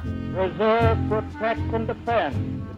When Franklin Roosevelt is inaugurated, there's 25% unemployment in the United States. Our greatest primary task is to put... And in his inaugural address, the chief applause line is when he says he may be forced to assume powers ordinarily taken only in time of war. He envisioned a much more muscular federal government and legislation that would practically grab the economy by its ears and pull it out of the Depression. This nation is asking for action, and action now. From the beginning of his first term, Franklin Roosevelt rolled up his sleeves and stuck his hands where no president ever had, in the whirring mechanisms of the national economy. With the help of Congress, the Roosevelt administration undertook to increase farm income and wages, to push down prices, and to create jobs. Nobody would argue that things were great, but the federal government had put its shoulder to the wheel. Citizens saw what the federal government could do in the early years of the New Deal. And so people's expectations about what government could do began to rise. The court had to know that the New Deal had extraordinary popular support. Congress would do anything Roosevelt wanted. He's got the presidency, he's got the support of the people, and the government was exercising powers that had never been exercised in American history. And the justices can see Hitler has taken over in Germany and centralized things. Mussolini is running Italy and centralizing things. Stalin is running Russia and centralizing things. And now we have a government where the president has suggested, well, maybe the Constitution isn't all that it should be, and I want to have wartime powers. And the justices were worried about this. Are we seeing a constitutional revolution without a change in the Constitution? The only conceivable check on Roosevelt is the judiciary. In 1935 and 1936, the Supreme Court invalidates 10 recent federal statutes. They have never done that before. They have never done that since in a 2-year period. At the end of that run, in 1936, the court narrowly struck down a New York state minimum wage law. The Supreme Court, led by the Four Horsemen, held that neither the federal government nor state legislatures had the right to meddle in the free market economy, emergency or no. The rest of the country is widely being affected, feeling the effects of the Great Depression. And the Four Horsemen are hanging on for dear life to this liberty of contract idea.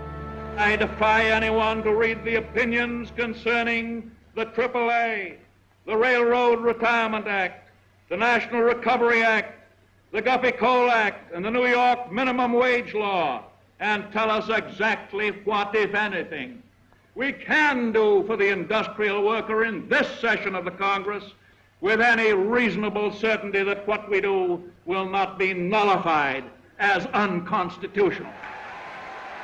Franklin Roosevelt had big new things to try, and 5 votes on the court could put a stop to any of them.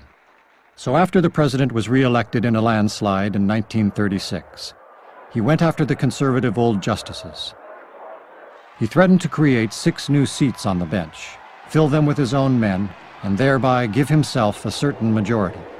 What Roosevelt was indicating to the court was, if you stand in the way, I'm simply going to finish you as an institution. And I think the justices understood that. By 1937, when the case of a hotel maid from Wenatchee, Washington, made it to the splendid new courthouse, Roosevelt's assault had focused the nation's attention on 9 men in black robes. The chambermaid, Elsie Parrish, wasn't asking for the moon. She just wanted the court to award her back pay of $216.19, the difference between the wage the hotel had paid her and the state-mandated minimum. The West Coast hotel attorneys were unapologetic. Of course the corporation had been paying the maid less than the minimum of $14.50 a week. It had the right to do so under the liberty of contract doctrine. The 4 horsemen all but nodded in agreement. But when the West Coast decision came down on March 29, 1937, Chief Justice Charles Evans Hughes's preamble caught the attention of everyone listening in. The economic conditions, he said, make it not only appropriate, but we think imperative, that in deciding the present case, the subject should receive fresh consideration. Hughes announced that the Supreme Court, by a 5-4 vote, was upholding the Washington state minimum wage law. The working woman, Elsie Parrish, would get her due. West Coast Hotel versus Parrish was the court's surrender to the New Deal. Chief Justice Hughes, in that opinion, says people have to live. They have to have the necessities of life. And the public doesn't have to subsidize an unscrupulous employer who is exploiting his employees. That case has sometimes been referred to as ushering in what is known as the Constitutional Revolution of 1937. The court was acknowledging the legitimate role that government would play in helping people who were not competing successfully in the market. When the court switches in 1937, they basically say, we will get out of the way and let the train come through. Government can regulate as it chooses. The Revolution of 37 was explicitly Holmesian in some ways.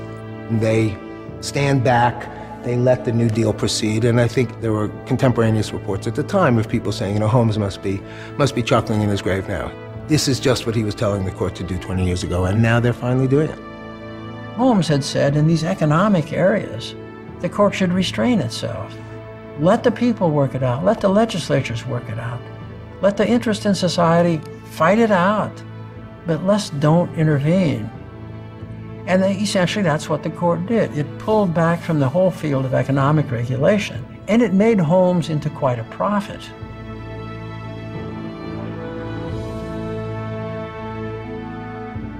The court essentially quit one job without yet having a new job identified.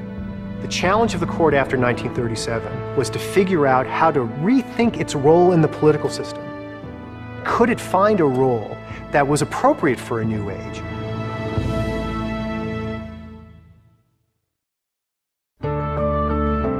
For more on landmark cases, the personalities behind the robes, and significant moments in Supreme Court history, visit pbs.org. The Supreme Court series is available on DVD for $79.99. A companion book is available for $25 plus shipping.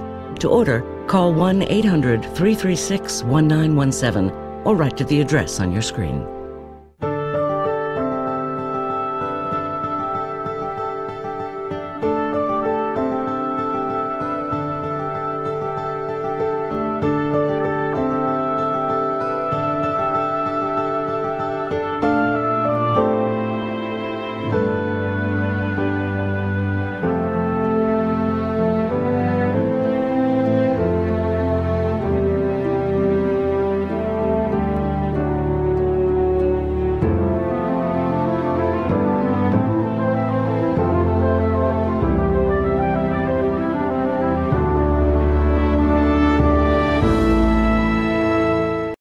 Yes, it's wonderful, but people are going to die.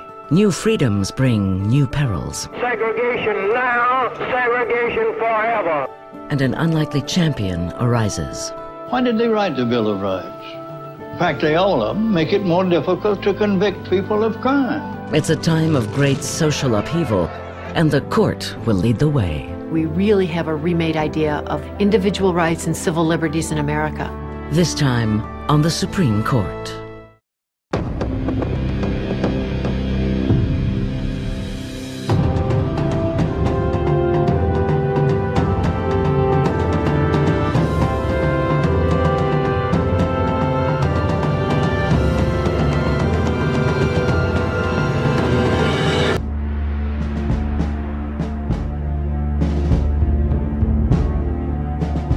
The Second World War changed America in every way. It cast Americans as defenders of liberty worldwide, at a time when 6 newly appointed justices were just beginning to find their way on the Supreme Court. It's a time of a rising sense of defending the values of Western civilization. In a sense, defending the product of the Enlightenment against the totalitarian hordes that Hitler represented.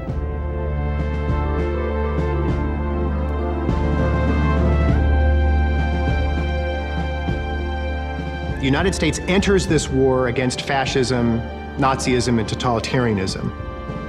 And what happens in the course of that engagement was that America begins to define itself in terms of that conflict.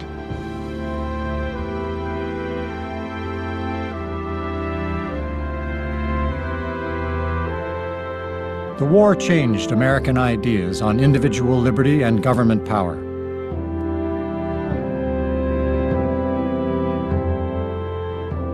It showed a whole generation the wider world, and convinced that generation there was nothing America couldn't do. The most powerful nation the world had ever seen, and because of our freedoms, because of our rights. Over the next quarter century, that belief would push the nation and its Supreme Court to a new agenda, onto unexplored terrain. This is a watershed time in the court's history. You have World War II, you have McCarthyism, you have the Cold War, you have the civil rights struggles.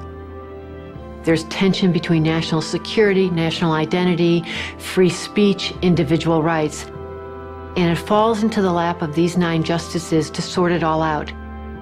They don't move in a straight line, they move in fits and starts. They have to backtrack, but eventually we really have a remade court and a remade idea of individual rights and civil liberties in America.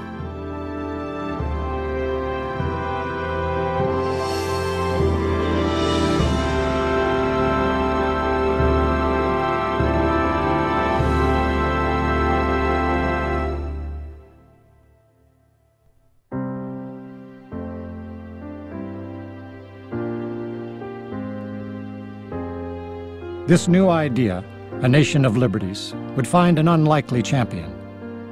Justice Hugo Black was a prickly man, certain of his own rectitude. He was among the most driven men to ever sit on the United States Supreme Court, but he called himself just an old hillbilly from Clay County, Alabama.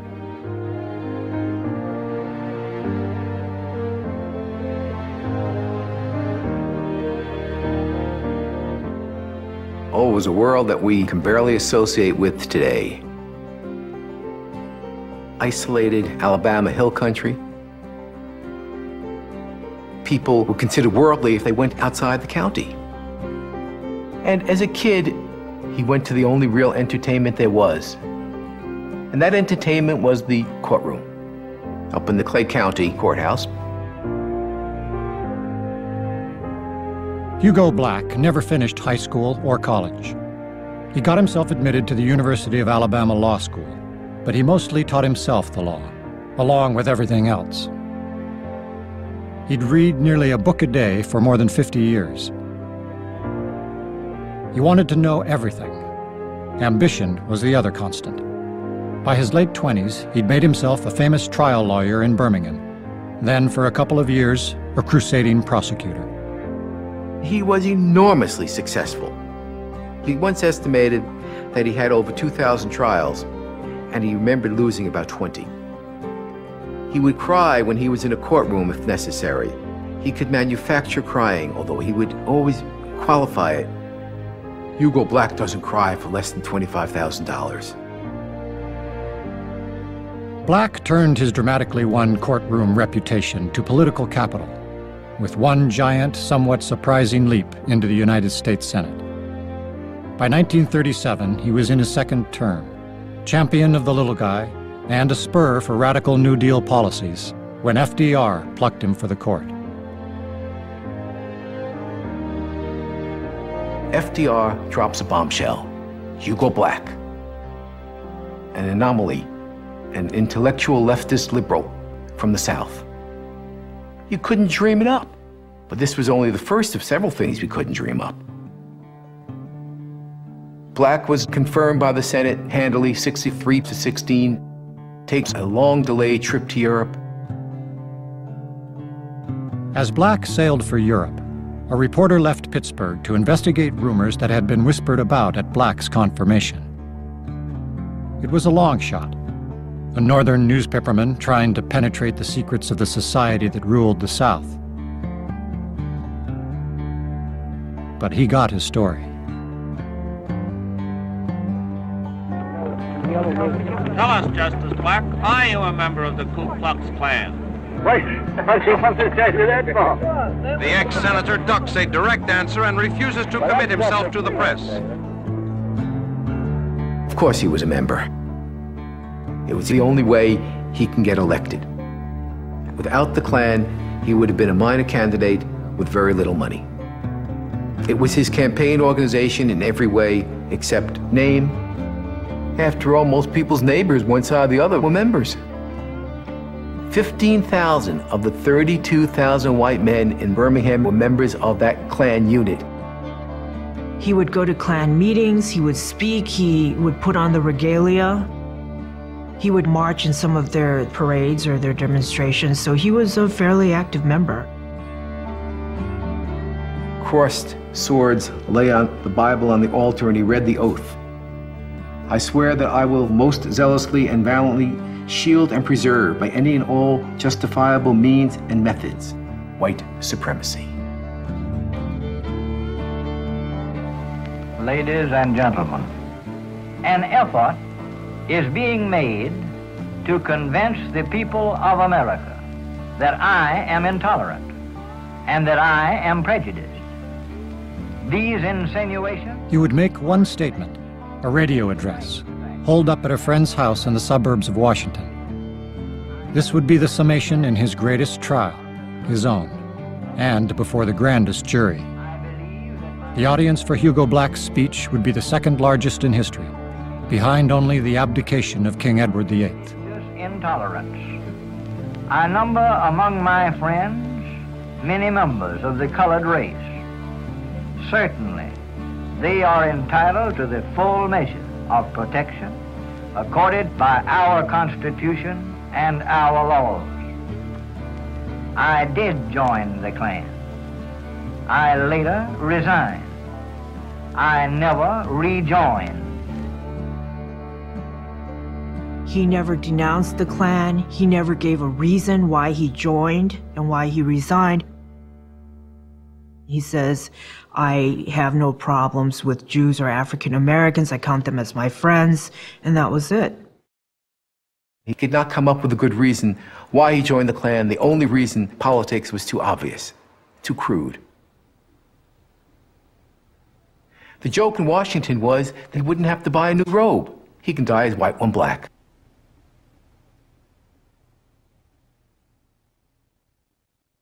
President Roosevelt ignored the calls for Justice Black's resignation, and Black stood his ground. He wasn't going anywhere. But the question remained, would Justice Hugo Black be willing to protect the rights of all? There would be no quick answer, because in the 1940s, outside of economic liberties, the court had almost no history on protection of individual rights.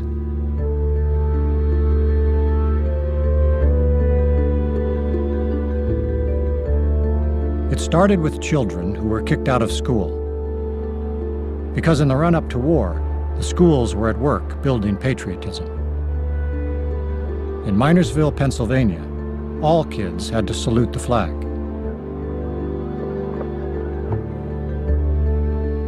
There were two little kids there, Lillian Gabaitis and William Gabaitis. Lillian was 12, William was 10. They were Jehovah's Witnesses, and it was against their religious faith to pay homage in any way to the flag. The Minersville School District said no exceptions, and these children were expelled. So their parents brought suit on the basis of their religious freedom. And they won at the lower courts. And then it came up to the Supreme Court of the United States. It was a brand new Supreme Court, remade by 5 fresh Roosevelt appointees. Black was the first, but the ornament and leading light was to be Felix Frankfurter. He might have been the most famous lawyer in the country, a towering figure in Roosevelt's brain trust.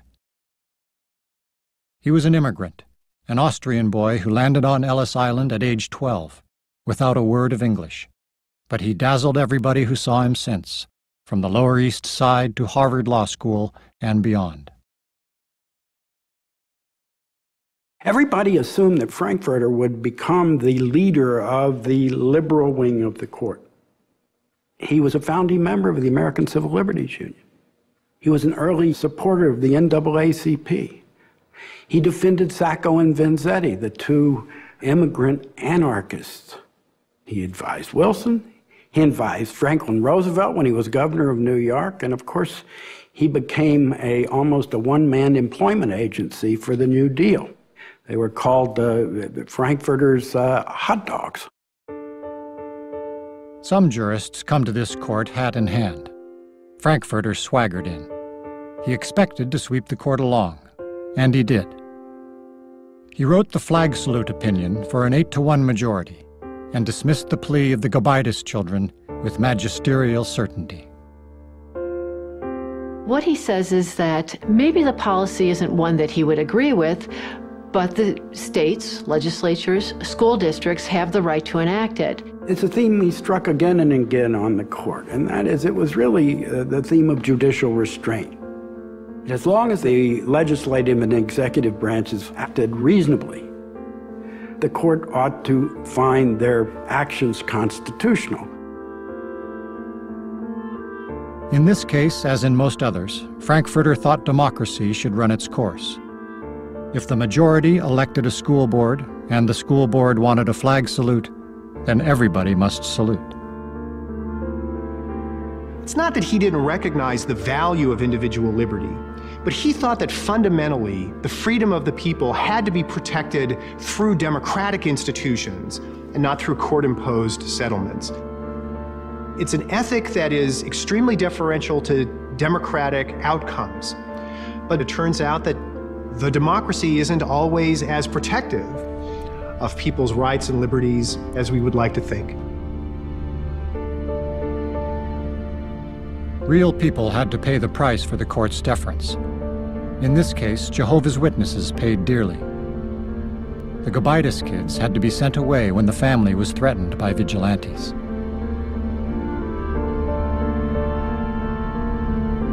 When this ruling comes down in 1940, the Jehovah's Witnesses are being pulled out of their homes, pulled from their cars, literally tarred and feathered, pushed to do humiliating things like kiss the flag, forced to drink castor oil, and paraded tied up through the streets of these small towns.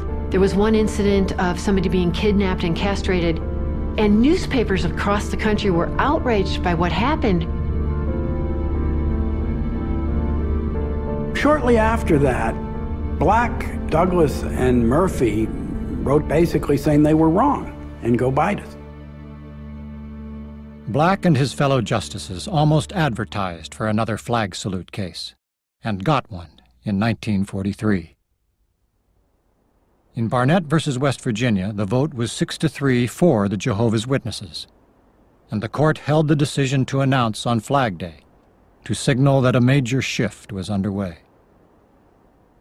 And 1943 is one of the first times in the history of the court that the justices come together and embrace a vision of the Constitution that judges could enforce against the political system in the protection of civil rights and liberties. And that transformation is key not only to changing the U.S. Supreme Court, but it's key to changing the country as a whole. Frankfurter was left in lone dissent, to rage against the majority that had abandoned him. What reason is there to believe that they, or their successors, may not have another view a few years hence, Frankfurter wrote. Is the Constitution to be the sport of shifting winds of doctrine? Frankfurter wasn't much judge of character. Hugo Black wasn't about shifting winds or fashions. Where he saw what he thought was a clear limit in the Constitution, no power, not the government's, not even a Democratic majority, could overrule that limit. Black's argument is that the Constitution limits the power of government over individual citizens. The limits are defined by the Bill of Rights. From his point of view, his job was to take the literal language of the Constitution and apply it as it was written. In many respects, Black is bringing to his analysis that kind of biblical authority of the importance of the text that he grew up with as a child in Alabama. As the Bible is the holy word of God, from this tradition, Black and others like him see the Constitution as the holy word of the framers. And that must bind. Even if there were only one communist in the State Department, that would still be one communist too many. This microfilm was made for the purpose of transmitting State Department documents to the Soviet Union. Are you a member of the Communist Party? Or have you ever been a member of the Communist Party? The country as a whole is in the middle of the McCarthy scare. There are concerns about China going communist. There is the Korean War. There's a general sense that in this battle between America and communism that we are under siege. And there's a lot of panic in the country. In New York City, federal authorities charged the leaders of the American Communist Party with violations of the Smith Act. The Smith Act makes it a crime for people to advocate the violent overthrow of the U.S. government. But there was no accusation that they were actually engaged in a conspiracy to actually overthrow the U.S. government. What these 11 American communist leaders had done, so far as the trial record showed, was that they had taught Marxist-Leninist doctrine. Well, under the Smith Act, they were convicted for conspiring to advocate the forcible overthrow of the government. Black had been building on his notion that the freedom of expression was a preferred guarantee under the Bill of Rights. For Black, the First Amendment was really the most important because it was the indispensable to our democratic government.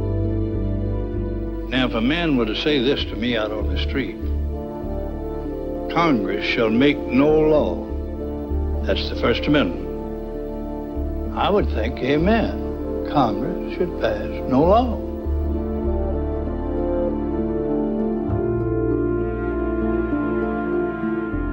The court voted 7-2 to sustain the conviction of the communist leaders, Black and William O. Douglas dissenting. And through almost a decade, that became a tagline: hopeful to liberals, hateful to communist hunters.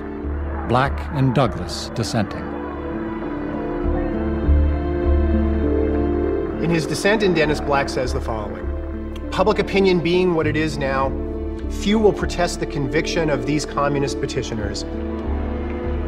There is hope, however, that in calmer times, when present pressures, passions, and fears subside, this or some later court will restore the First Amendment liberties to the high preferred place where they belong in a free society.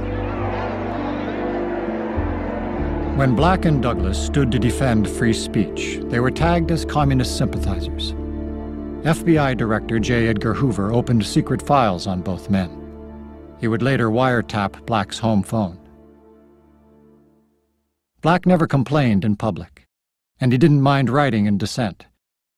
For majority opinions, you might put in language for other justices to keep them on your side. But in dissent, Black could write exactly what he meant, and that might bear fruit in other cases, 5, 10, 15 years later. Black could play the long game.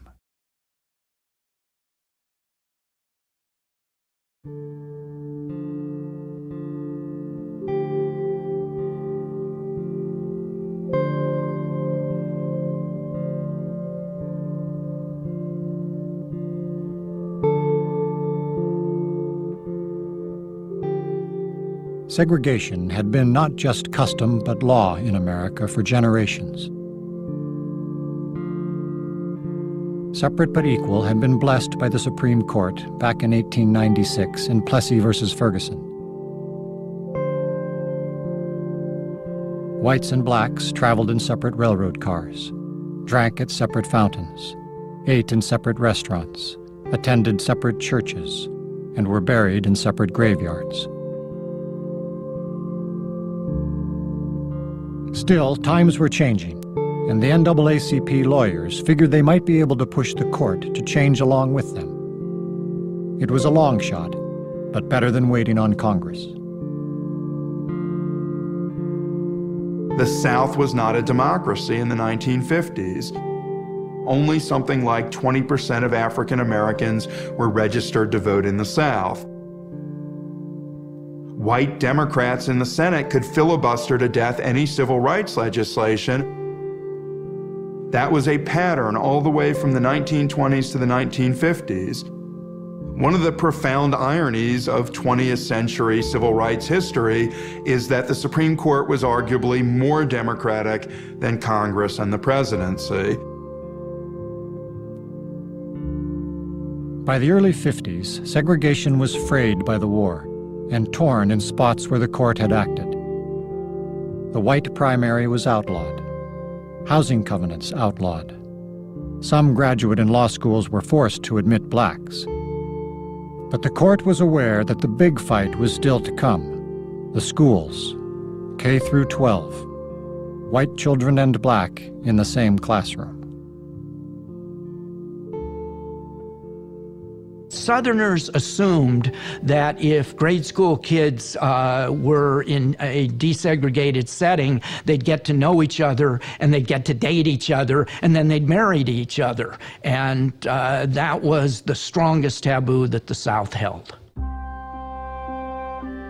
Led by Thurgood Marshall and other young lawyers like Robert Carter, the NAACP Legal Defense Fund was running or aiding cases all over the country.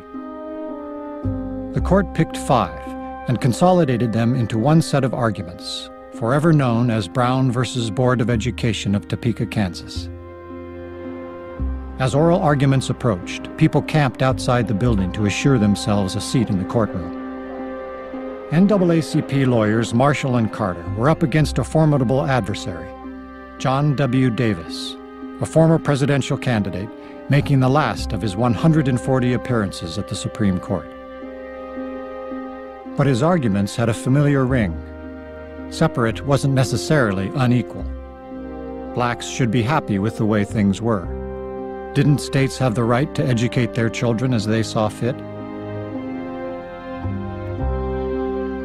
When the 3 days of arguments were over, Davis was heard to remark, "I think we've got it won, 5-4, or maybe 6-3. He figured he had the Chief Justice, Fred Vinson, and his fellow Kentuckian Justice Stanley Reed. The only justices he would give up on for sure were Hugo Black and Bill Douglas.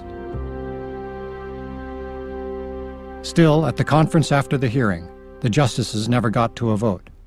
It was clear there was doubt and disagreement.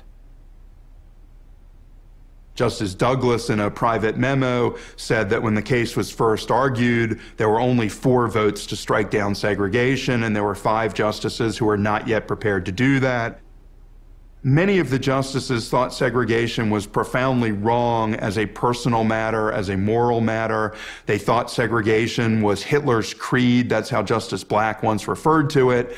But they weren't sure that the law condemned segregation. Precedent was strongly on the side of segregation. Custom had sanctified segregation. And who was going to enforce it? Congress couldn't do anything about it. Could the president do it alone? Not if the president's Dwight David Eisenhower, who was decidedly lukewarm on overturning separate but equal. The justices scheduled another hearing on the case. But before that could happen, Chief Justice Vincent died of a heart attack. President Eisenhower chose to nominate Earl Warren, formerly the governor of California. Actually, Ike didn't have any choice. He'd promised Warren the next Supreme Court slot in a deal at the 1952 Republican Convention. It turned out Ike had to make Warren the chief. There is no reason to believe that Earl Warren is going to be the catalyst for great change constitutionally. He is involved in the Japanese-American relocation. Hell, he's an Eisenhower appointee. This is not somebody who you would look to think the world can change. The new chief was welcomed by the other great politician on that court. When Warren was new in town, Hugo Black would take him home, open a bottle of scotch, and put some good steaks on the grill.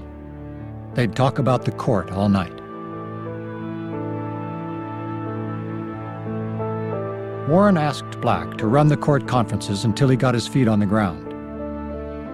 When Warren finally took over the conference, he ran smack into Brown versus Board. None of the justices knew what to expect from the new chief. It's an interesting way to walk into your job. What he does in this first conference in December of '53 is state the issue as a moral issue. If we uphold Plessy, we're saying that blacks are inferior to whites. Doesn't talk about the legalities of it. Then he just lets it sit. The issue now was different from the issue the year before when nobody knew what the outcome would be. Now all the justices knew what the outcome would be. The question was what the vote would be. Warren had to have unanimity. He couldn't expect much help from the White House, and none from Congress. Could the court take on segregation alone? The South would rebel. What army could the court send? And any dissent would become the new anthem, no, the new legal brief, for segregation in the South evermore. The next conference on this is in January. In between, he does what Earl Warren does. He walks halls, he talks to justices, he arranges lunches. I mean, this is the way politicians approach things, and Warren was at core a politician. He kept them talking week after week and managed to get the court to where it was 8-1, with Stanley Reed being the dissenter.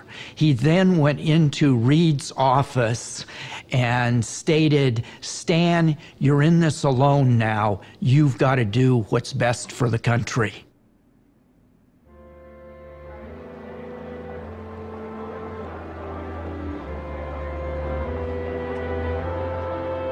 On May 17, 1954, there were signs. Some of the justices' wives showed up. Some clerks were tipped off. Then reporters rushed the courtroom. Warren starts off in a bland manner, and you can't tell for a while as he's delivering the opinion what the outcome is going to be. And then he comes to the key line and he says, "And we unanimously hold that separate but equal has no place in the Constitution." And it was just electric in the courtroom when he said unanimous. We conclude that in the field of public education, the doctrine of separate but equal has no place. Separate educational facilities are inherently unequal. Therefore, we unanimously hold that the plaintiffs are deprived of the equal protection of the laws guaranteed by the 14th Amendment. Plessy v. Ferguson in education is no more, and in practice, Plessy v. Ferguson itself is no more. The era of Jim Crow, constitutionally speaking, is over. This was precisely what we urged them, almost in that language. So it was gratifying to have the opinion come down almost in the language of the argument that we made to them. In 1951, I'd used a plain geometry book that had been used by a white student in 1935. Brown said that that was over.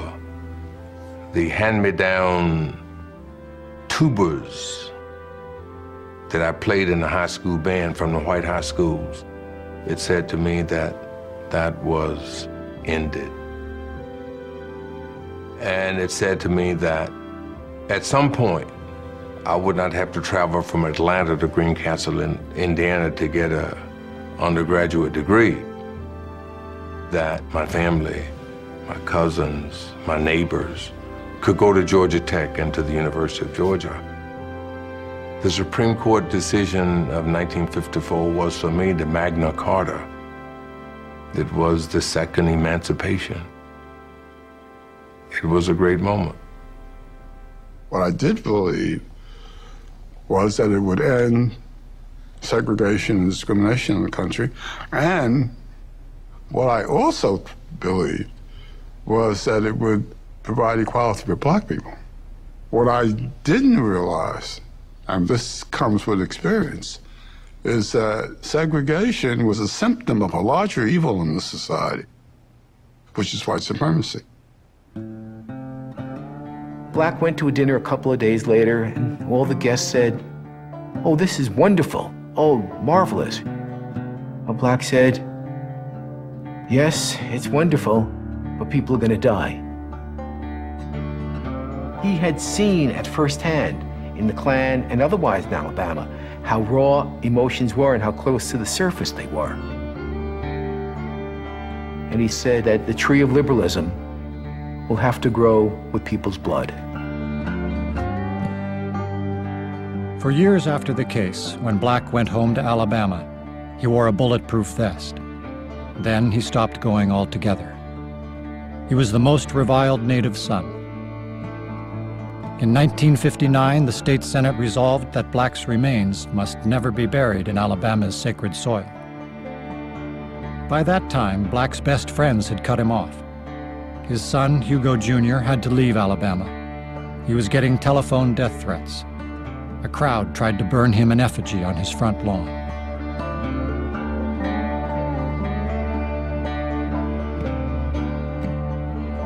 Meanwhile, schools in Alabama hadn't changed a whit. The decision in Brown had said only that segregation was unconstitutional. A full year and another round of arguments had passed before the court decided how to make its great pronouncement a reality. In the end, all the court's remedies boiled down to one key phrase from the ever-cautious and deferential Felix Frankfurter.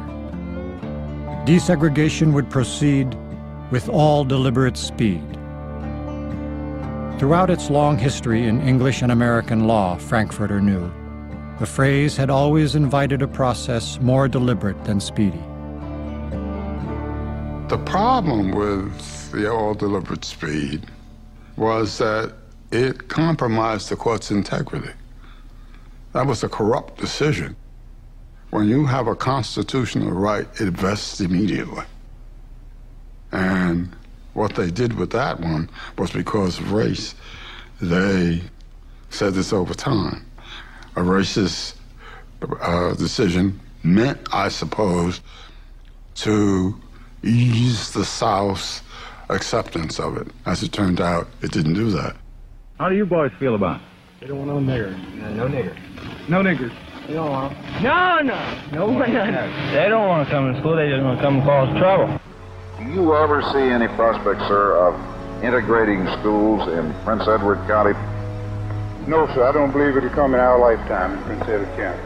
Prince Edward County simply no longer operates a public school system. In the face of a federal court order to desegregate schools, the county closed up every one of them.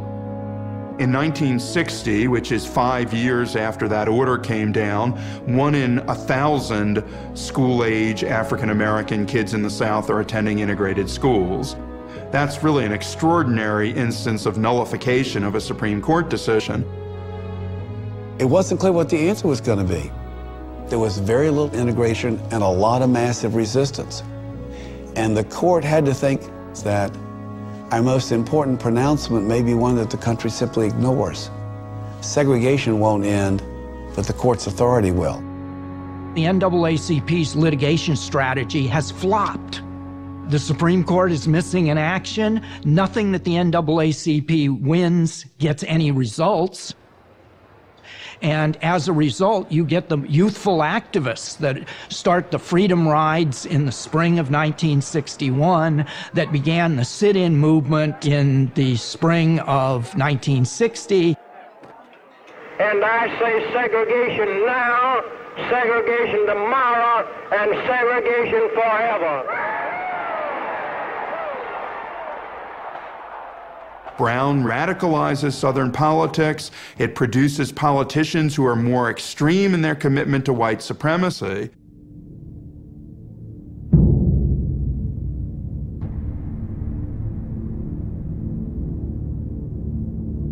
When Bull Connor, the police commissioner of Birmingham, unleashes the police dogs, the high-pressure fire hydrants, and the cattle prods on peaceful, young African-American dissenters, all of this is beamed to nationwide television, and it takes up all the nightly news.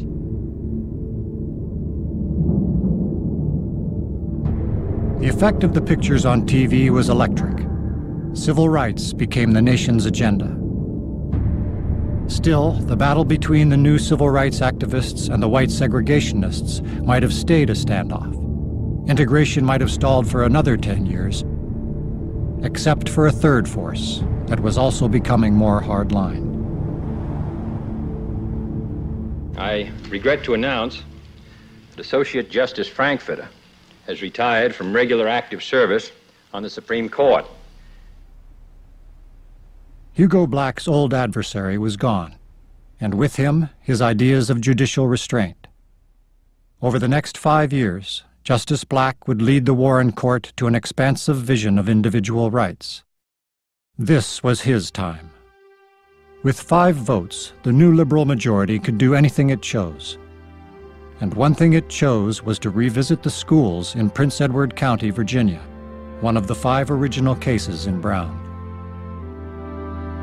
This is a profound embarrassment. 13 years after the litigation's begun, the schools are still closed in Prince Edward County, Virginia. Attorney General Robert Kennedy gives a speech in which he says, "Isn't it a shame that the only places in the world where you can't get a free education are in North Vietnam, Cuba, Communist China, and Prince Edward County, Virginia?" Hugo Black wrote the opinion for the court. There were no dissents. "The time for mere deliberate speed has run out," he wrote, "and that phrase can no longer justify denying these children their constitutional rights." Black's take on all deliberate speed is angry. He is mad that the South hasn't made a good faith effort. They order that the schools be reopened, and indeed they order a tax increase to fund public education, which is something they'd never done before. But they're so fed up by 1964 that the justices now feel liberated to adopt some unusual methods in responding to Southern recalcitrance. It didn't end overnight, but as you moved on through the later 60s, the court began to step in more frequently, and integration actually began to take place. The court is back in the game and is not going to abandon the game.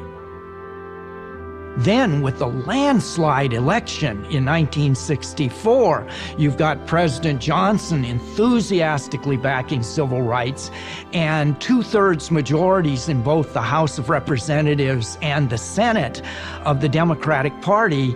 This is the era of validation of civil rights. The 1964 election functionally told the Supreme Court, "You were right in Brown. Good job."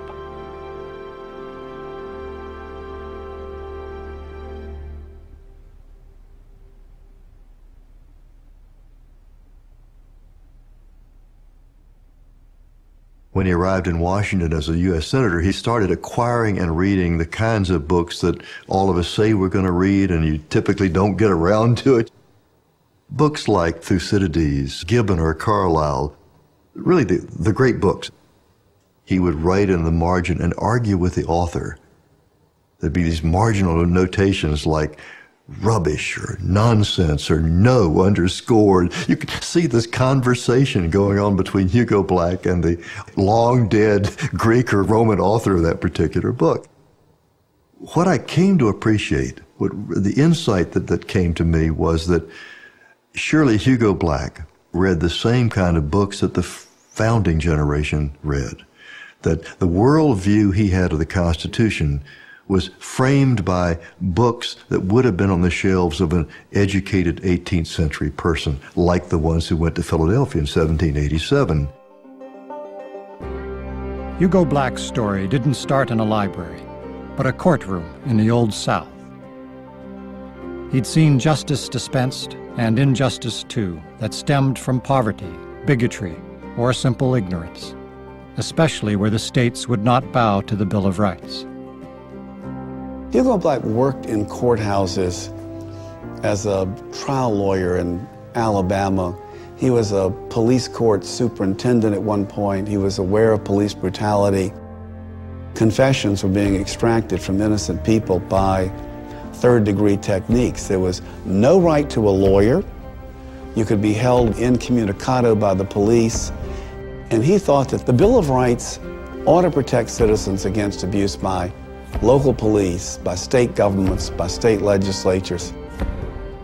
Before the war in court, states had a great deal of latitude in terms of how they would conduct their criminal justice system.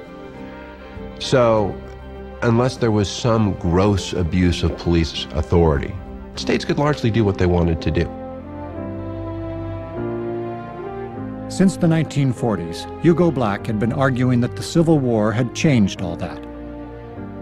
That if the 14th Amendment meant anything, it was that the Bill of Rights must protect people not only against the federal government, but against the actions of any government in every state. He says, quote, "Its provisions may be thought outdated abstractions by some, and it is true that they were designed to meet ancient evils, but they are the same kind of human evils that have emerged from century to century whenever excessive power is sought by the few at the expense of the many. In my judgment," Hugo Black goes on, "the people of no nation can lose their liberty so long as a Bill of Rights like ours survives. I would follow what I believe was the original purpose of the 14th Amendment, to extend to all the people of the nation the complete protection of the Bill of Rights."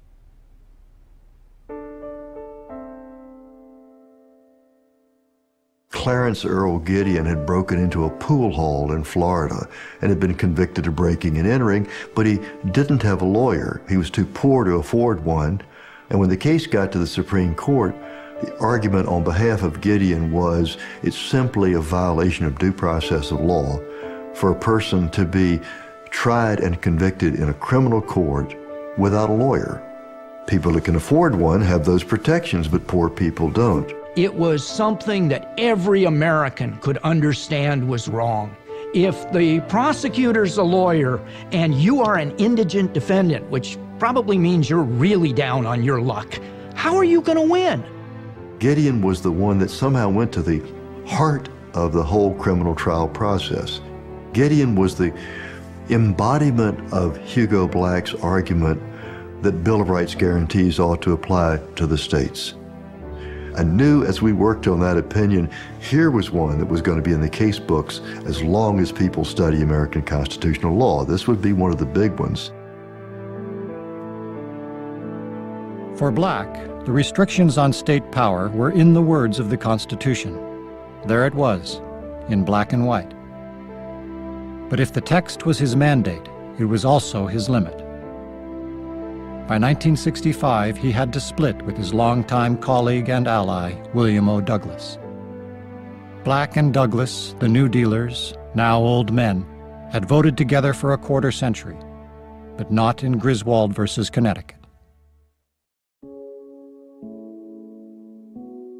The case was about an old state law that made it a crime to give contraceptives, even advice about preventing pregnancies, even to married couples. For Douglas, this looked like his last best chance to enshrine a right to privacy into constitutional case law. To Douglas, there was nothing more sacred than the right to be left alone, and the way he went at asserting that right was also characteristic Douglas. He simply declared it. Anyone who didn't like it could go to hell. Justice Douglas's opinion was quite radical. and that it didn't ground this right of privacy in a single place in the Constitution. He didn't find explicitly a right to privacy, but he says if you look to the First Amendment, the right to association and the right to believe what you will, and you look to the Fourth Amendment, the right to be free of unreasonable searches and seizures, and you look at the Fifth Amendment, the right to be protected against self-incrimination, that if you put all these various, the emanations and penumbras from those explicit rights together, you surely have a constitutional right to privacy. And that was his opinion. Douglas's assertion wasn't good enough for Hugo Black. It was as if he'd pulled his rumpled old copy of the Constitution out of his pocket just to check, and he couldn't find the word privacy in there anywhere. "I like my privacy as well as the next one," he wrote in his dissent, "but I am nevertheless compelled to admit that the government has a right to invade it, unless prohibited by some specific constitutional provision." More and more through the 1960s, Black's liberal colleagues pushed into territory where he wouldn't follow. The leadership of the liberal wing was passing to younger colleagues, like William Brennan from New Jersey. Nevertheless, where Black saw his way clear, say on issues of a fair trial, he was still in the vanguard.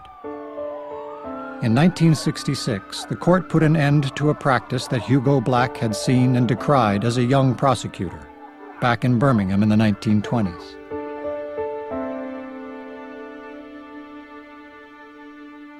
In Miranda against Arizona, the court finally came to the last stage of its concern with police brutality and interrogation techniques which they thought were unfair. And they did it in a fairly dramatic fashion. If you're going to admit a confession against the defendant at trial, you've got to show that he was warned that he had a right to remain silent. And more importantly, that he had a right to a lawyer if he wished one. And finally, that if he couldn't afford a lawyer, the state would pay for one.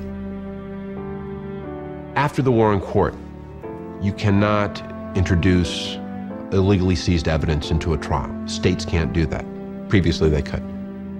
After Gideon v. Wainwright, you have to have an attorney represent you in a trial. After Miranda, you cannot use a coerced confession in a trial to demonstrate guilt. That has to be excluded from a trial.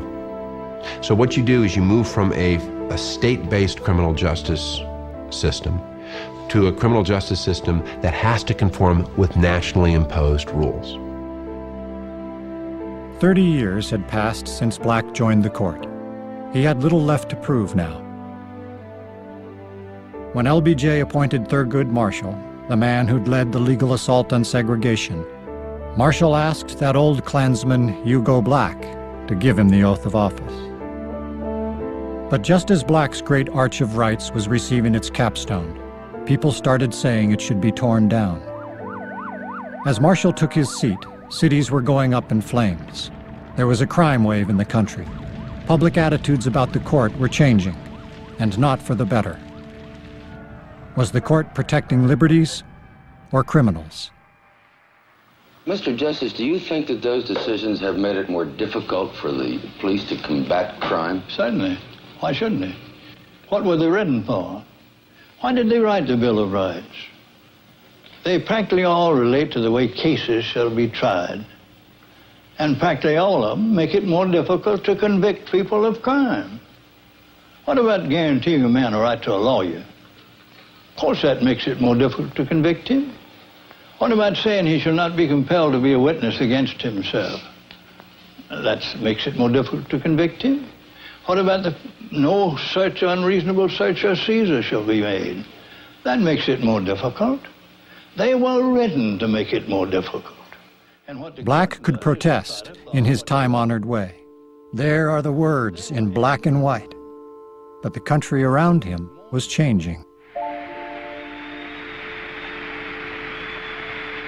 No one saw the change more clearly than the GOP nominee for president in 1968.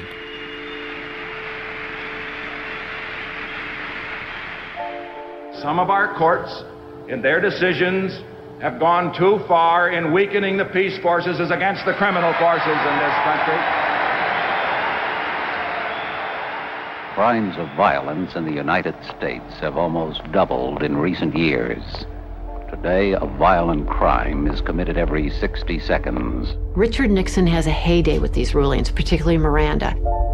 He says that the Warren Court has been coddling criminals, and he sets out to win the White House in part based on the idea that he will appoint new justices to the Supreme Court. And it will get worse unless we take the offensive. Freedom from fear is a basic right of every American. We must restore it. Some of our courts in their decisions have gone too far. Nixon may not have known what to do about the riots in the cities or about Vietnam, but he knew who he wanted to run against. If he could put together fear of crime in the big northern cities with the South's resentment of the Warren Court, that combination would be a winner. Nixon would try to turn the court away from its agenda of civil rights and personal rights, to take the restraints off of government power, to usher in the counter-revolution. I, Richard Milhouse Nixon, do solemnly swear that you will faithfully execute the office. That I will faithfully execute the office. The irony is palpable. Warren administers the oath of office to a man who, when he ran for president to change, in part, the court that Warren had created, the constitutional vision that Warren had created, Warren's notion of what is just and right, and what really is, in Warren's sense, America. So help you God. So help me God.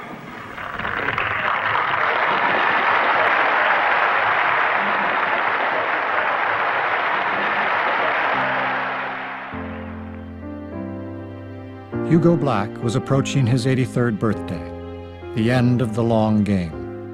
But he was still playing. Maybe he thought he could outlast Nixon. More important, after 32 years on the court, he knew what he'd done.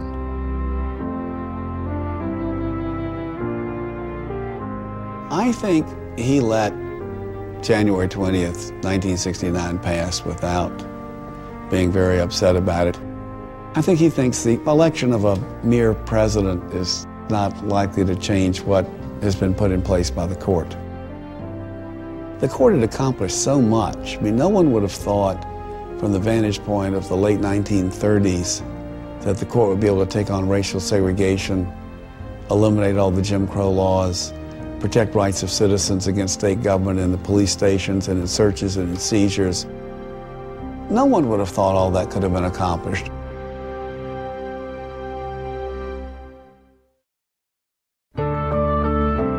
For more on landmark cases, the personalities behind the robes, and significant moments in Supreme Court history, visit pbs.org. The Supreme Court series is available on DVD for $79.99. A companion book is available for $25 plus shipping.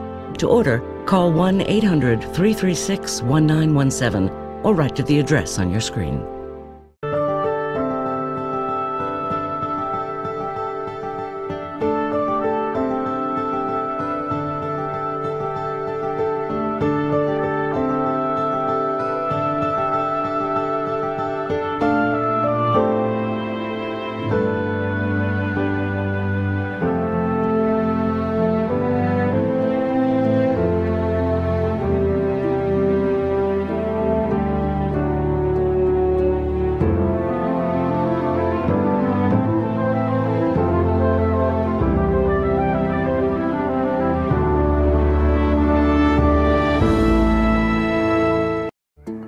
A president sweeps into power. Richard Nixon has 4 appointments in less than 2 years.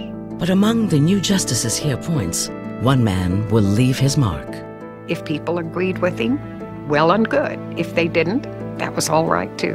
The overwhelming characteristic of the Rehnquist Court is confidence that we, the court, are able to resolve all the most contested questions of national life. It's the Rehnquist Revolution, this time on the Supreme Court.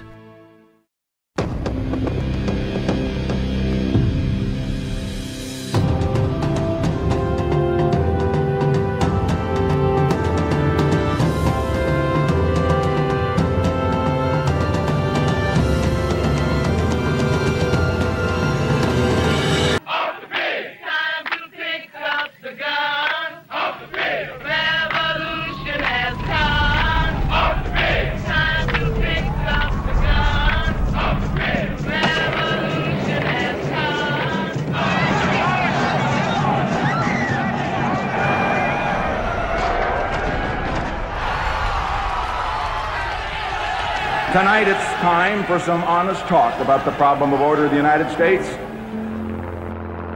I, in a sense, am in the ring tonight, and I think this is the time and this is the place to take off the gloves and sock it to them.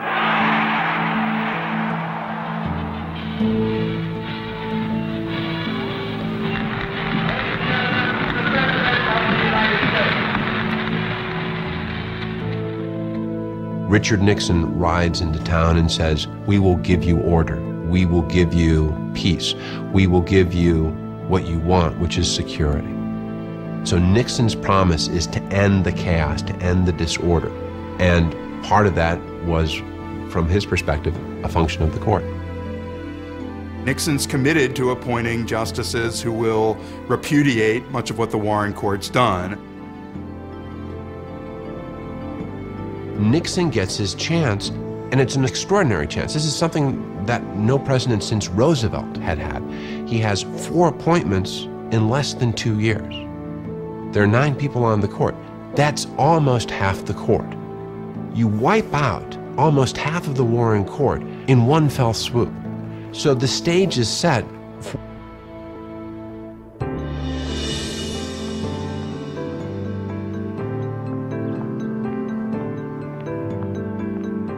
Nixon knew what sort of man he wanted.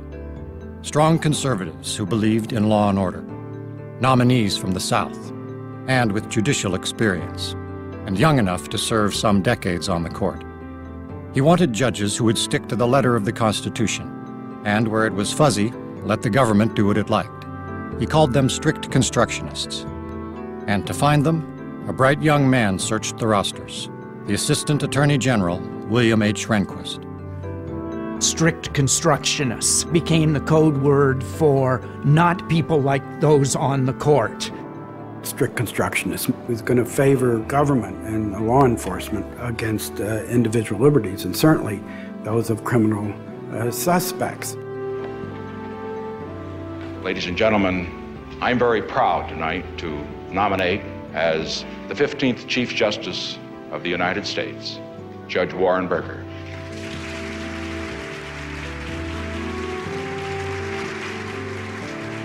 It wasn't all easy. 2 Southern nominees, Clement Haynesworth and G. Harold Carswell, were rejected by the Senate. Nixon settled for Burger's childhood friend from Minnesota, the little-known federal appeals court judge Harry Blackmun. And finally, he got one man from the South, Lewis Powell, a Virginian. But by then, he'd burned through every name the Justice Department had collected.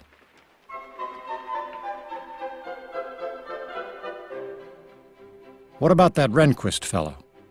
Only 47, perfect, strong on law and order, critic of the Warren Court since the early 50s, a former clerk for Justice Robert Jackson. Not that Nixon knew all that. Wrenchberg? Nixon asked. Is he Jewish?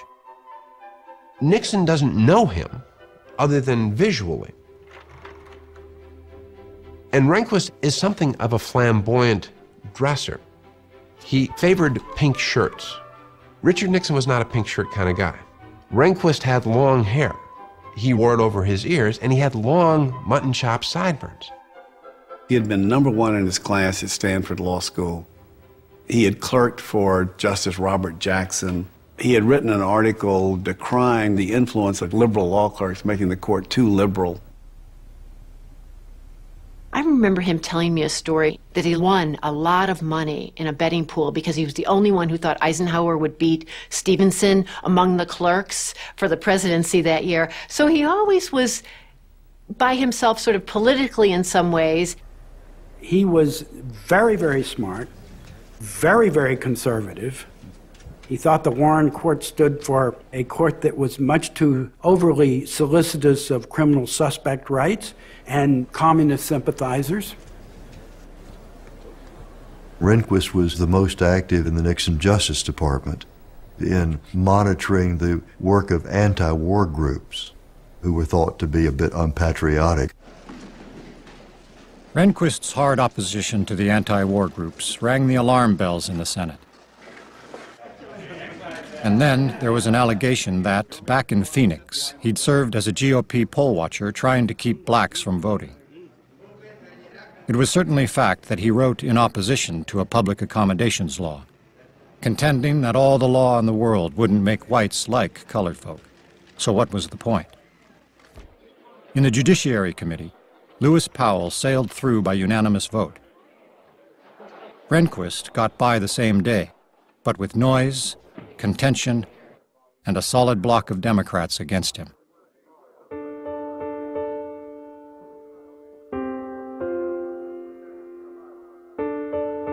Between the Judiciary Committee voting him out and the full Senate considering his nomination, one of the magazines published a memo that he had written to Justice Robert Jackson about the court's landmark decision in Brown versus the Board of Education. And this memo made the argument that the court should not try to overturn racial segregation in the South. In the mid-60s, when this whole nation was pouring out its heart to those who had been discriminated against for 100 years, the man who is now one step away from the Supreme Court was saying black people can't even go to drugstores to get an aspirin in Phoenix, Arizona. The white people of this country simply don't have the decency, for the most part, to recognize that a man who kicks Negroes in the teeth is unfit to sit on the Supreme Court of the United States. Let me tell you something. We've got much more right now on Rehnquist than we had on Carswell or Hainsworth when you fellas were saying you haven't got a chance. It was the personal attacks out of his earlier years in Arizona that I think were unexpected to him. And I know those affected him deeply and took him by surprise. Could you wait 1 minute, sir? Sure.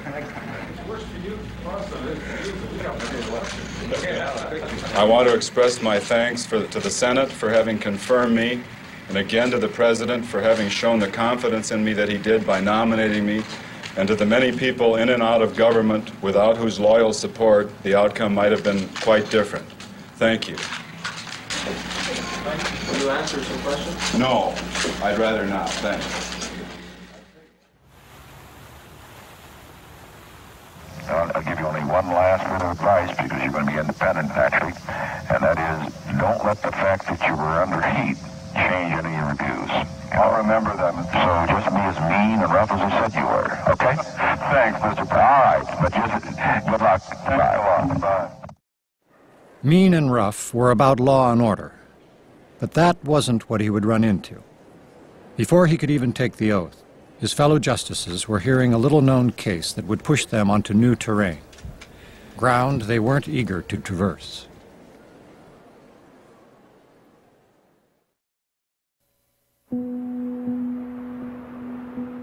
You have a case coming from Texas, begun by a woman who on paper, at least, is named Jane Roe. She was 21 years old, she was pregnant, and she didn't want to have this baby. The Texas law was one of the strictest in the nation. It allowed abortion only in cases to save the life of the mother. So even if you had a situation where a young woman had been raped or the victim of incest, she still could not get an abortion in Texas. Equal pay for equal work, join our round! Equal pay for equal work. Women were by definition, by nature, intended, many people believed, to take care of homes and children. And to say that's not true, but that women have a right to be lawyers and doctors and police officers, that was radical. You have the Equal Rights Amendment moving through the Senate and the House. You have Ms. Magazine being started by Gloria Steinem. You have the American Civil Liberties Union starting a women's rights project. There's a lot of agitation in America over women's rights. There was an assumption that if you had a baby, if you were a mother, you were no longer entitled to pursue a career. Abortion rights meant symbolically that women did have choices. Women could say, not now, later, or not at all. I think the justices believed that the women's rights movement was so clearly the wave of the future that was just about to happen that everybody's for abortion because everybody's for women's rights. In fact, in conference, there was an easy majority for striking down the Texas law. Warren Burger gives the opinion to his friend, Harry Blackmun. Harry Blackmun and Warren Burger had been childhood chums in Minnesota. Warren Burger, I think, believes that he could have more control over the opinion. Blackmun didn't know why Burger assigned the opinion to him. Maybe because he'd been counseled to the Mayo Clinic back in Minnesota. But what would his doctor friends think about this case? Blackmun was in turmoil. At home, his 3 grown daughters happened to be visiting. So at supper, Blackmun put the question, "What are your views on abortion?" By the time his wife and 3 daughters sounded off on him, Blackmun announced, "I think I'll go lie down. I'm getting a headache." Justice Blackmun was a very green justice at this point in his career. The workload is very tough. It's very much of a burden within the marble walls. From CBS News headquarters in New York, this is the CBS Evening News with Walter Cronkite. Good evening. In a landmark ruling, the Supreme Court today legalized abortions. The majority in cases from Texas and Georgia said that the decision to end a pregnancy during the first 3 months belongs to the woman and her doctor, not the government. Thus, the anti-abortion laws of 46 states were rendered unconstitutional. How in the world did such a conservative justice write this incredibly activist liberal opinion in Roe? Well, if you go back and read the opinion, it doesn't read as some sort of charter of feminist rights. It reads as a charter of doctors' rights. He actually researched the history of abortion, and his visceral response was the state ought not to be telling doctors how to regulate pregnancy. Whether you like abortion or dislike abortion, you can't like Justice Blackmun's majority opinion. It tells you a lot about the history of abortion. But what the history of abortion has to do with the United States Constitution is a tie that Justice Blackmun was not able to make. This is an opinion that has a result, but without reason.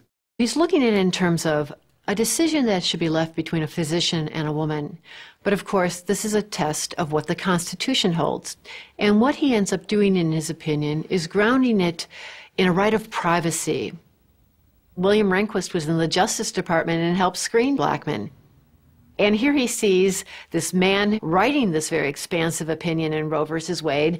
Lewis Powell is joining it. Warren Burger is joining it.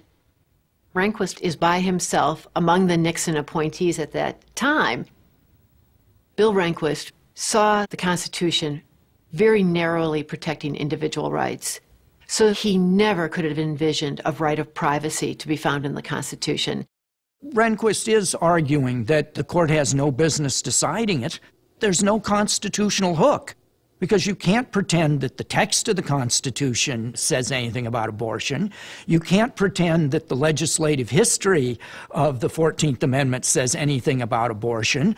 You can't find a precedent in the Supreme Court that says anything about abortion. This one's out of the blue. Bill Rehnquist felt that the states should have primary authority in those matters that were most affecting people in their day-to-day lives. They knew how to handle their own lives, and they didn't need a lot of supervision from the court. Less than 10 years after the epic fight to end segregation, the idea that states could be trusted to be fair was not a widely held view on the court. Rehnquist ended up on the short end of so many 8-to-1 votes, the clerk started calling him the Lone Ranger. Got to the point that a group of his early law clerks gave him a little Lone Ranger doll that he proudly displayed on the mantle in his chambers. But Justice Rehnquist came to the court with a well-defined legal philosophy, and he was going to articulate it. Justice Rehnquist did have confidence that people can generally be trusted to do the right thing, at least in the long run. And I think that does color to some extent his view about the role of the Supreme Court.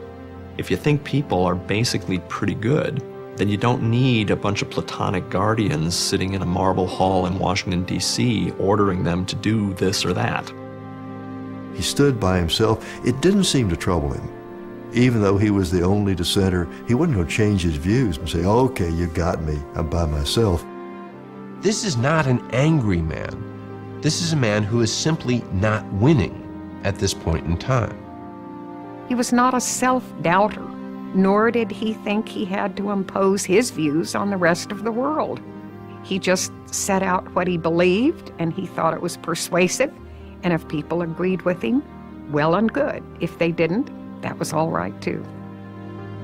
The court pecked at the borders of the Warren Court's work, put a couple of dents in the hated Miranda warnings, but suspects still had the right to remain silent. They still had lawyers. And Rehnquist was still the Lone Ranger. Nixon's appointees didn't turn out to be a majority of their own. They joined the existing court majority. That was under the influence of one of the most liberal justices in history, William J. Brennan. Bill Brennan, over the 30-year period of his tenure on the court, had greater influence on domestic social policy than any president had had, and for that matter, than any other single individual had had.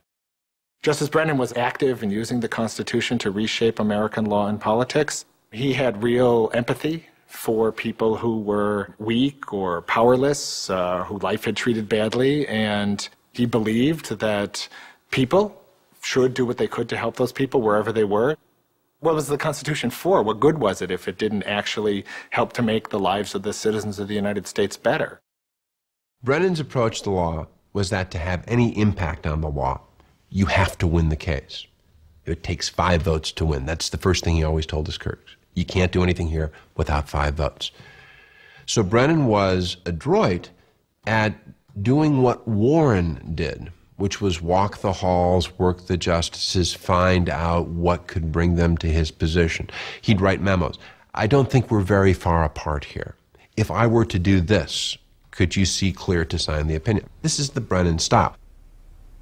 It was like there was this magnetic field within 5 feet of him, and I always felt that when I got that close to him, I guess I could remember vaguely that there were some decisions of his that I disagreed with, but I couldn't really remember which ones or why I would possibly have thought such a thing. He just had such a powerful warmth to him. He was oftentimes able to reach in and win the case, much to the consternation of Berger, who had no strategic skills whatsoever. Warren Burger was a conservative, fond of quoting a 19th century British historian who complained about the U.S. Constitution, "It's all sail and no anchor." He was even fonder of traveling to London and living like a lord. But try as he might, Chief Justice Burger was not equipped to build a conservative majority on the court. He was never going to lead the counter-revolution. The job of leadership would fall to a man who cared for no perquisites. Comfy wallabies on his big feet and a cheeseburger for lunch. Bill Rehnquist. It was he who would take on Brennan and one of Brennan's most cherished decisions, Fay versus Noya, from back in 1963, the high watermark of Warren Court activism.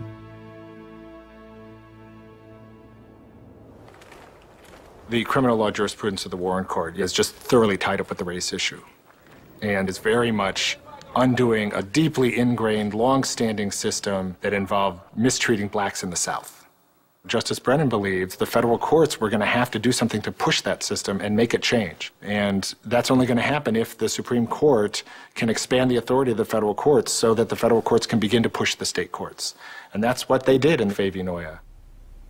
He didn't wish, and other justices on the court didn't wish, people to be languishing in jail because their convictions were obtained through violation of constitutional rights. It just doesn't seem fair. Fay v. Noya was Justice Brennan's magnum opus. It's a rhapsody, it's poetry, it's song. It's his ode to individual rights and to individual liberties. To Rehnquist, this ode looked like disrespect for the states and chaos in the federal courts. Brennan's opinion in Fay meant any convict could petition to overturn what the state had done. And thousands did. Federal courts were swamped. In 1977, in Wainwright versus Sykes, Rehnquist saw his chance to restore some order. This was the ground where the Nixon justices could make their stand, criminal procedure. And it was a states' rights issue, where Rehnquist's long years as the Lone Ranger might pay off. Sykes had been convicted of third-degree murder based on confessions he had made to his wife and to the police. He called his wife and told her that he had killed somebody. His wife called the police. The police came to his trailer, found him there, found a dead body. He told the police what he had done. He was read his Miranda warnings. He was eventually convicted of the crime. But 5 years later, the case arrived at the Supreme Court, with Sykes's lawyers claiming that the state had violated his constitutional rights because he'd never understood he had a right to remain silent. Sure, he never mentioned this in Florida courts, in any of his trials, but now his confession, his conviction, it should all be thrown out. Rehnquist thinks of the defense lawyer as this shifty, ingenious person who's sandbagging his arguments because he wants to keep them away from the state court and go straight to a sympathetic lefty federal judge if he can get one, right? Whereas Brennan is thinking of these mistakes as arising from the fact that most defendants in state courts don't have very good lawyers. So these are just honest mistakes being made. From Justice Rehnquist's point of view, Sykes had his day in court. He didn't say anything. Then he had a chance to appeal the issue, and he still didn't say anything. You get a reasonable number of bites at the apple, and that's the end of it. That's what finality means. And he would say that's doubly true when it's a federal court that's being used in this way to relitigate issues that have already been litigated fully and completely in the state court. Rehnquist says, and this is, the law is a cold but clear arbiter. If you're going to make that argument, you have to make it in state courts because state courts deserve respect. To somebody like Rehnquist, the law is about rules. Rules must be followed. The law's job is to order. It is not to foster progress. I think Justice Rehnquist's persuasive explication of his views in some of his early opinions gradually took hold. People read them, thought about them, and gradually said, well, wait a minute, there might be something to this point of view. Intellectually, Rehnquist is clearly the leader there. He has the clearest vision and the best skills to produce the outcomes. Certainly none of the other conservative justices could have done that anywhere near as well as he did. The vote in Sykes is 7-2. All the Nixon appointees, Byron White, Potter Stewart, and John Paul Stevens, the new Ford appointee, in the majority, with Rehnquist writing for the majority, protecting the autonomy of state criminal systems, with Brennan and Marshall, the two holdovers from the Warren Court, in dissent. On Rehnquist, Nixon got it right.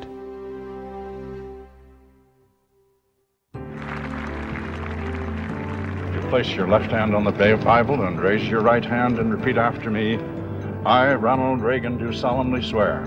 I, Ronald Reagan, do solemnly swear. The kind of vision that Rehnquist stood for, which was so unusual in the 1970s, becomes much more possible when you have this much more conservative president preparing to make appointments to the court. Ronald Reagan had a very strong feeling about the importance of states having the ability to truly represent their people in determining policy. He felt that that was true, particularly as a matter of what the courts should be doing. Richard Nixon's strict constructionists had failed to change the court's direction. Now the buzzword wasn't law and order, but something more ambitious. The Reagan right didn't just want to untie the hands of police. They wanted to crack down on obscenity and godlessness, put a stop to affirmative action and abortion rights, the agenda that would come to be known as family values. The social issues just had not been on anybody's mind when Nixon made his nominations to the court. Those emerge in the 1970s, and those are the major issues as the court moves into the 1980s. And the pressures on a president are to appoint justices who are going to now undo, ironically, decisions of the Burger Court. The hope is that she's a vote against Roe v. Wade. The hope is she's a vote against kicking God out of the public schools. The hope is she's a vote against affirmative action. Who represent that continuing tradition of law and liberty, Chief Justice Burger. In 1986, Chief Justice Burger came to the president very privately and told him that he would like to retire from the court. In this case, the president kept it very quiet. We're all in chambers one day just working on stuff, and somebody comes down and says, "Oh, quick, come down to the conference room," which had never happened. All of the clerks are there, and all of the justices are there too, except for Berger and Rehnquist, and they'd set up a TV. Reagan called a press conference for 1 o'clock in the afternoon, and the members of the news media had no idea why this was called. Speak strongly urged the networks to carry it, which obviously means they think it's some sort of dramatic news. Ladies and gentlemen, the President of the here. United States. When President Reagan walked in with Chief Justice Berger as well as Justice Rehnquist and Court of Appeals Judge Antonin Scalia, it took the press totally by surprise.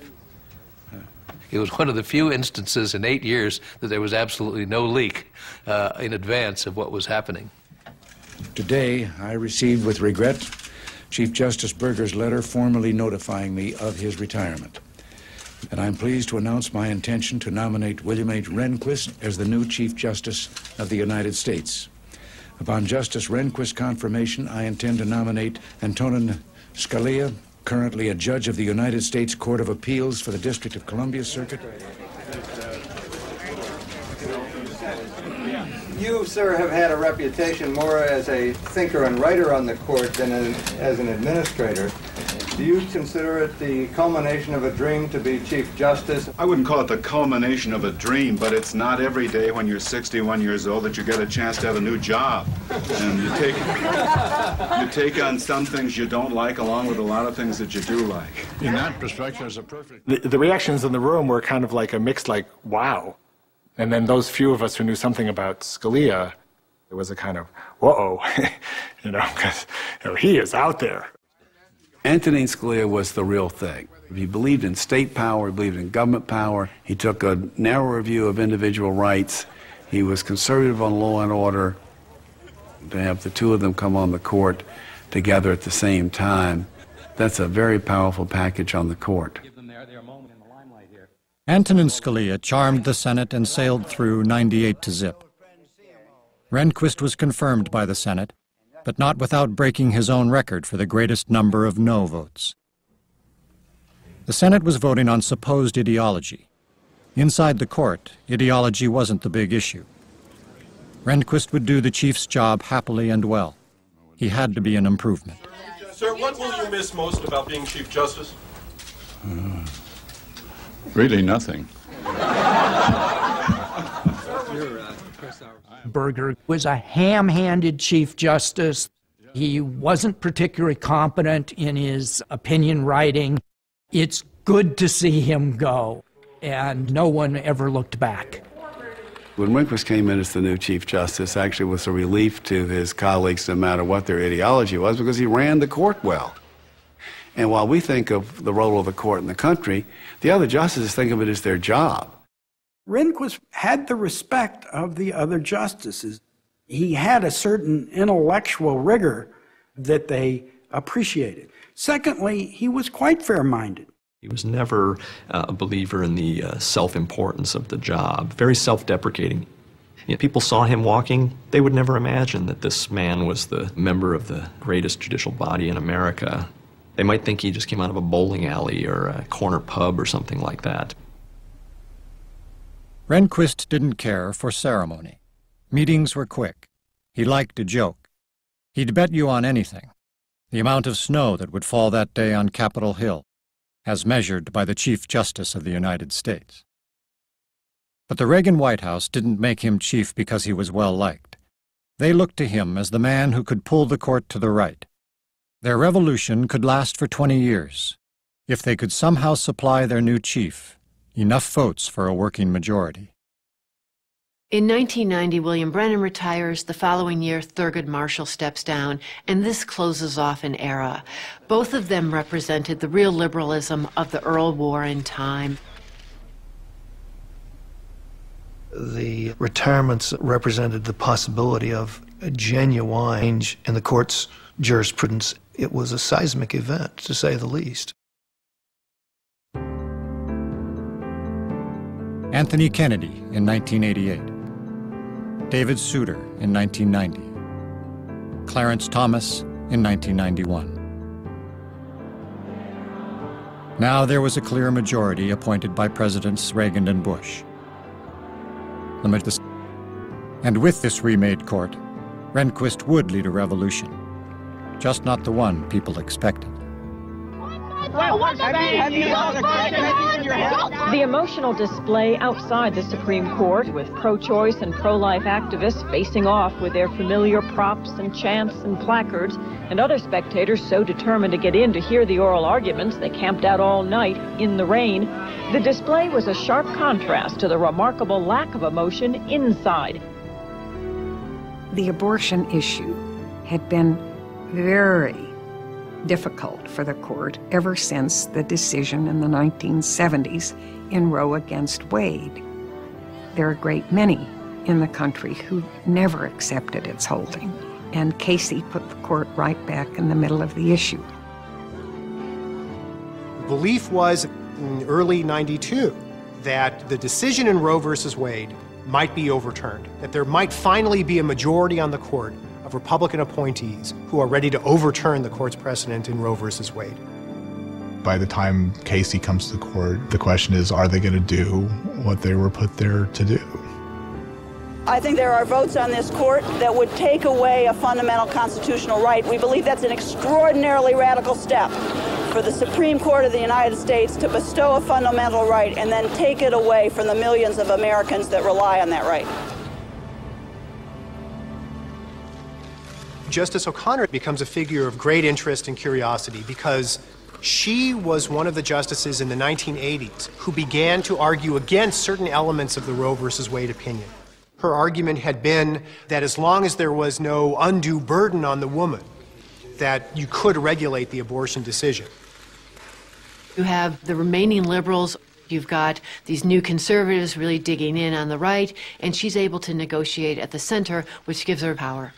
She would stand in this pastel suit with her white handbag dangling from her arm, seeming so non-threatening. She took advantage of that behind the scenes. She never bullied justices to her position. She sort of coaxed them over. Well, one always hopes in crafting an opinion for the court that it will settle the issue for a time at least. Basically, we ended up with a joint opinion written by me and Justice Kennedy and Justice Souter. I think a reader of the opinion will find that we did not accept the trimester rigid framework of Roe against Wade, but basically did not vote to just overturn it outright, impose, we thought, or we hoped, would be reasonable limitations on the doctrine.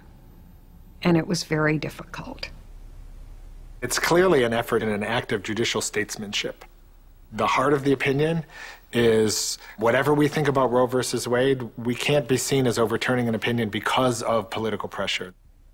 Prior opinions of the court become part and parcel of the law, just as much as if Congress had passed a law. And we're bound by that precedent unless a later court determines that some prior holding must be overturned. It's not something that the court does lightly. And that, of course, precedent was a very big issue in the Casey decision. Rehnquist had lost another abortion case, a dissenter again.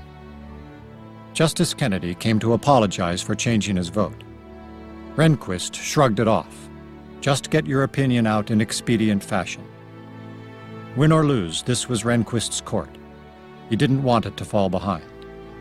It's very interesting to compare Rehnquist and Scalia's dissents in the Casey case.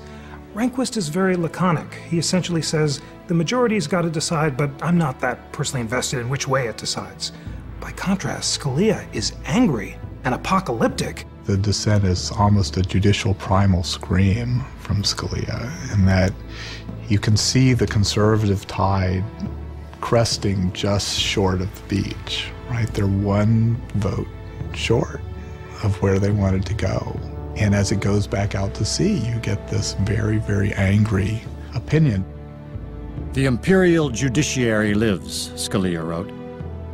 It is instructive to compare this Nietzschean vision of us unelected, life-tenured judges, leading a Volk who will be tested by following, with a somewhat more modest role envisioned for these lawyers by the founders.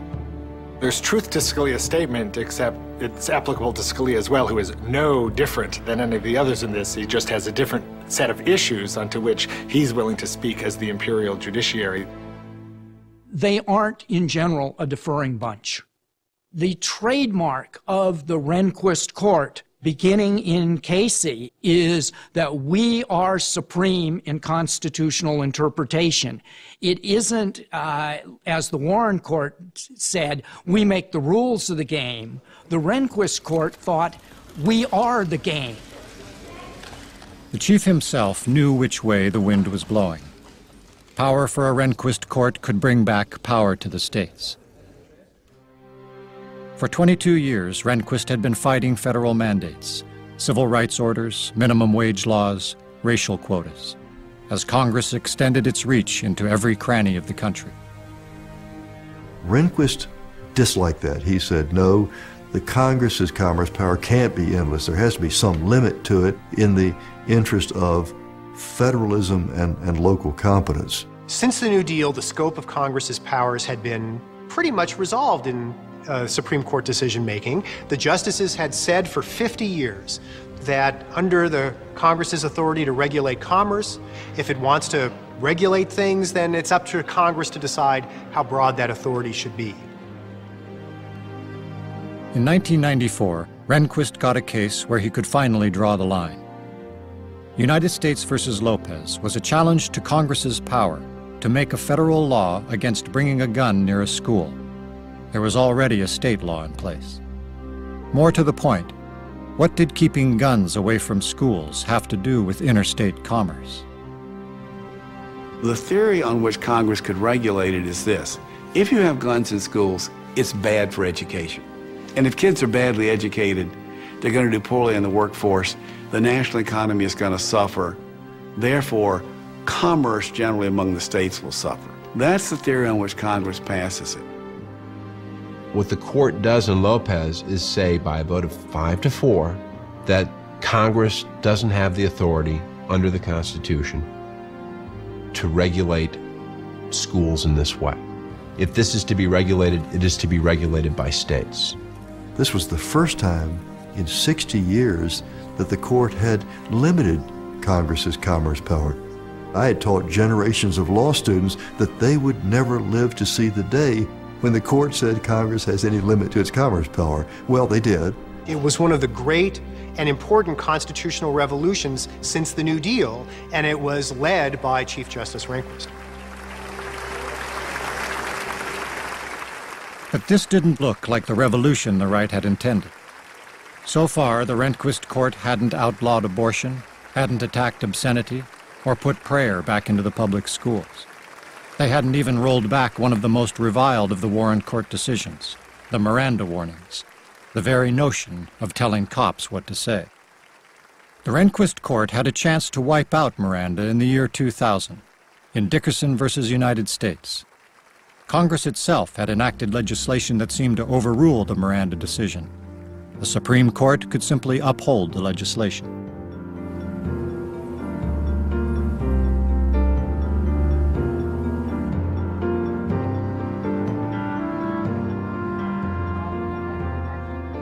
William Rehnquist hated Miranda, hated the Miranda rights, thought the court had no business imposing those rules on the police. If one reads Miranda, it's not clear whether it comes out of the Constitution or whether it's simply something which the court has created as a court-made remedy. Rehnquist, throughout the 70s, in his Lone Ranger days, was more than happy to say Miranda is not a constitutional decision. It should be reversed. So Dickerson comes to the court, Miranda's got to go. The logic would be. I do think there's a special responsibility that comes with being the chief to look out for the institutional stability and security and prerogatives of the court. And I'd be surprised if Justice Rehnquist's view on a number of areas didn't change when he moved from an associate justice to being the chief justice. I suppose that perhaps the clearest example of that was his opinion in the Dickerson case. Miranda stays by a vote of 7-2, And it stays with one-time critic William Rehnquist writing the majority opinion and saying not only is Miranda sound precedent, but Miranda is correct. The Constitution requires police to read criminal suspects their rights. Maybe Miranda should be overturned, but if it's to be overturned, it's got to be us and not Congress. So actually the opinion he writes is one about judicial supremacy, which is Congress has no business telling us what the Constitution should be interpreted to mean, and so this law can't do it. This was the full flower of the Rehnquist court. It wasn't a social counter-revolution. It was a revolution in the power of the court itself. The overwhelming characteristic of the Rehnquist court is confidence, self-confidence that we, the court, are able and ready to resolve all the most contested questions of national life. The Rehnquist court drew the line on abortion, on affirmative action, on criminal procedure, and on the power of Congress. Most important, on the subject of what the Constitution allowed, this court made sure no one else could draw the line. And for the most part, the nation approved. In the year 2000, 85% of the U.S. public expressed confidence in the Supreme Court.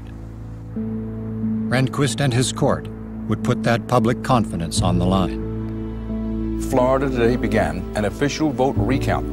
Bush leads Gore in the state by just a minuscule percentage, now down to about 1,400 votes total. Whoever wins Florida will pick up 25 electoral votes, topping the 270 needed to be elected president.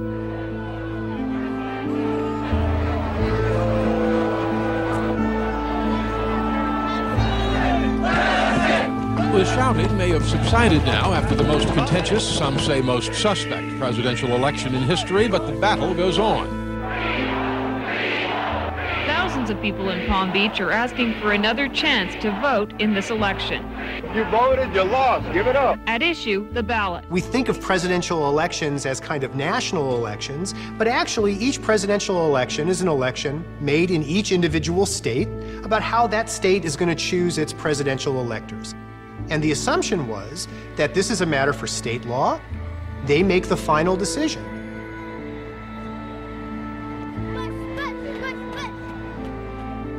Everybody has a different impression of what's a vote.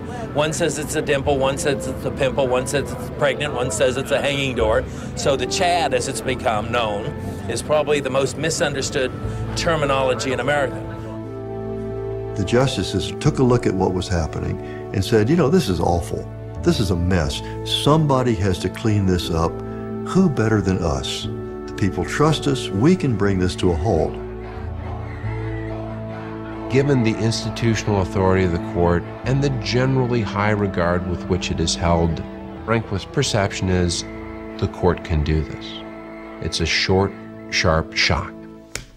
You go in knowing that this is going to be a one-of-a-kind experience, and you end the trauma. And that may have been the logic of it. But notice that's not a legal logic. It's a political logic. In fact, when the Rehnquist court accepted the petition for review, it ripped the case right out of the hands of the Supreme Court of Florida. We'll hear argument now in number 00949, George W. Bush and Richard Cheney versus Albert Gore et al. The people who usually argue for states' rights, Rehnquist, Scalia, O'Connor, Kennedy, and Thomas, are in the majority imposing on the state of Florida. Bush v. Gore said to the Florida Supreme Court, "Court, you have changed the counting standard in the middle of the election. Therefore, the manual recount has to stop." Notwithstanding their usual view that state courts have competency to read state constitutions, so they stepped in, they slapped down the Florida Supreme Court. Now, there's an act of self-confidence. There's a court that believes it knows where it's at, it knows who's got the final answer, and is willing to tell the country as much.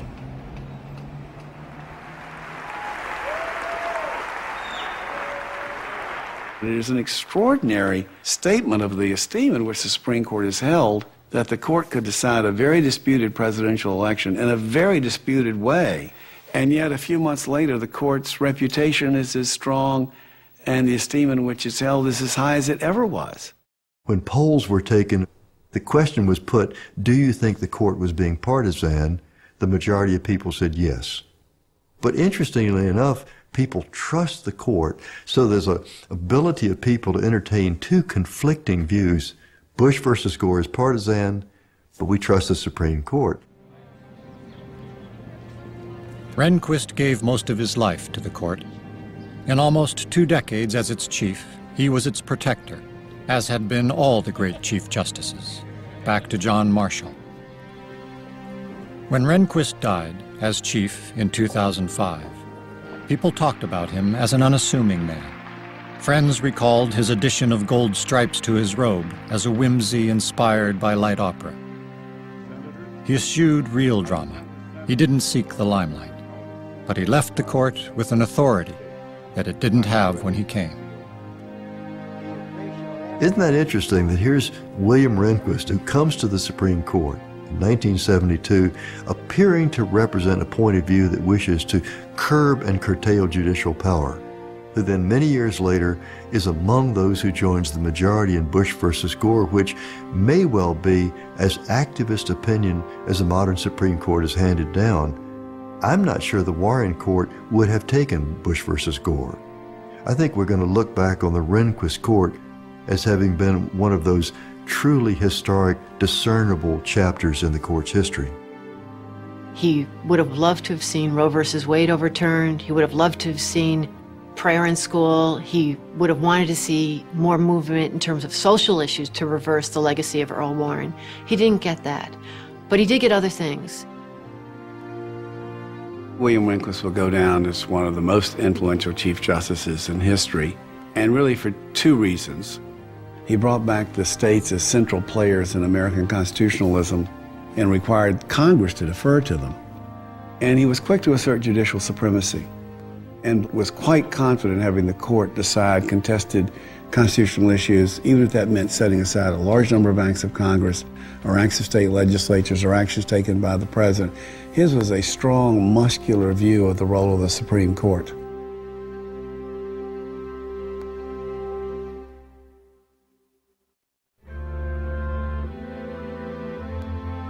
We've come a long way since Marbury versus Madison, when Justice Marshall very gingerly tried to suggest that the Jefferson administration wasn't doing the right job.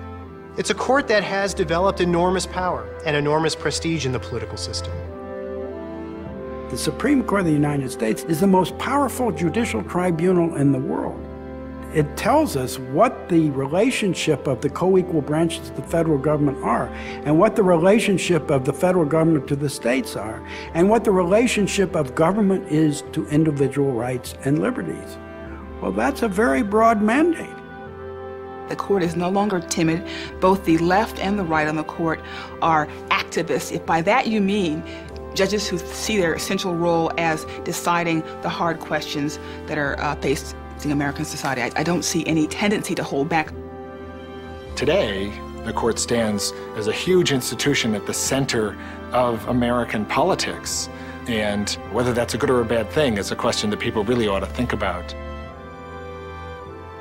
The legitimacy and the acceptance of what the court does depends upon how people view the institution. The court is always vulnerable and has been throughout its history. And I think justices, myself and others, should view ourselves as trustees of an extremely valuable institution that has built up over the centuries and has served the country very well in ensuring the rule of law and has the ability to reach unpopular decisions that will nonetheless be followed.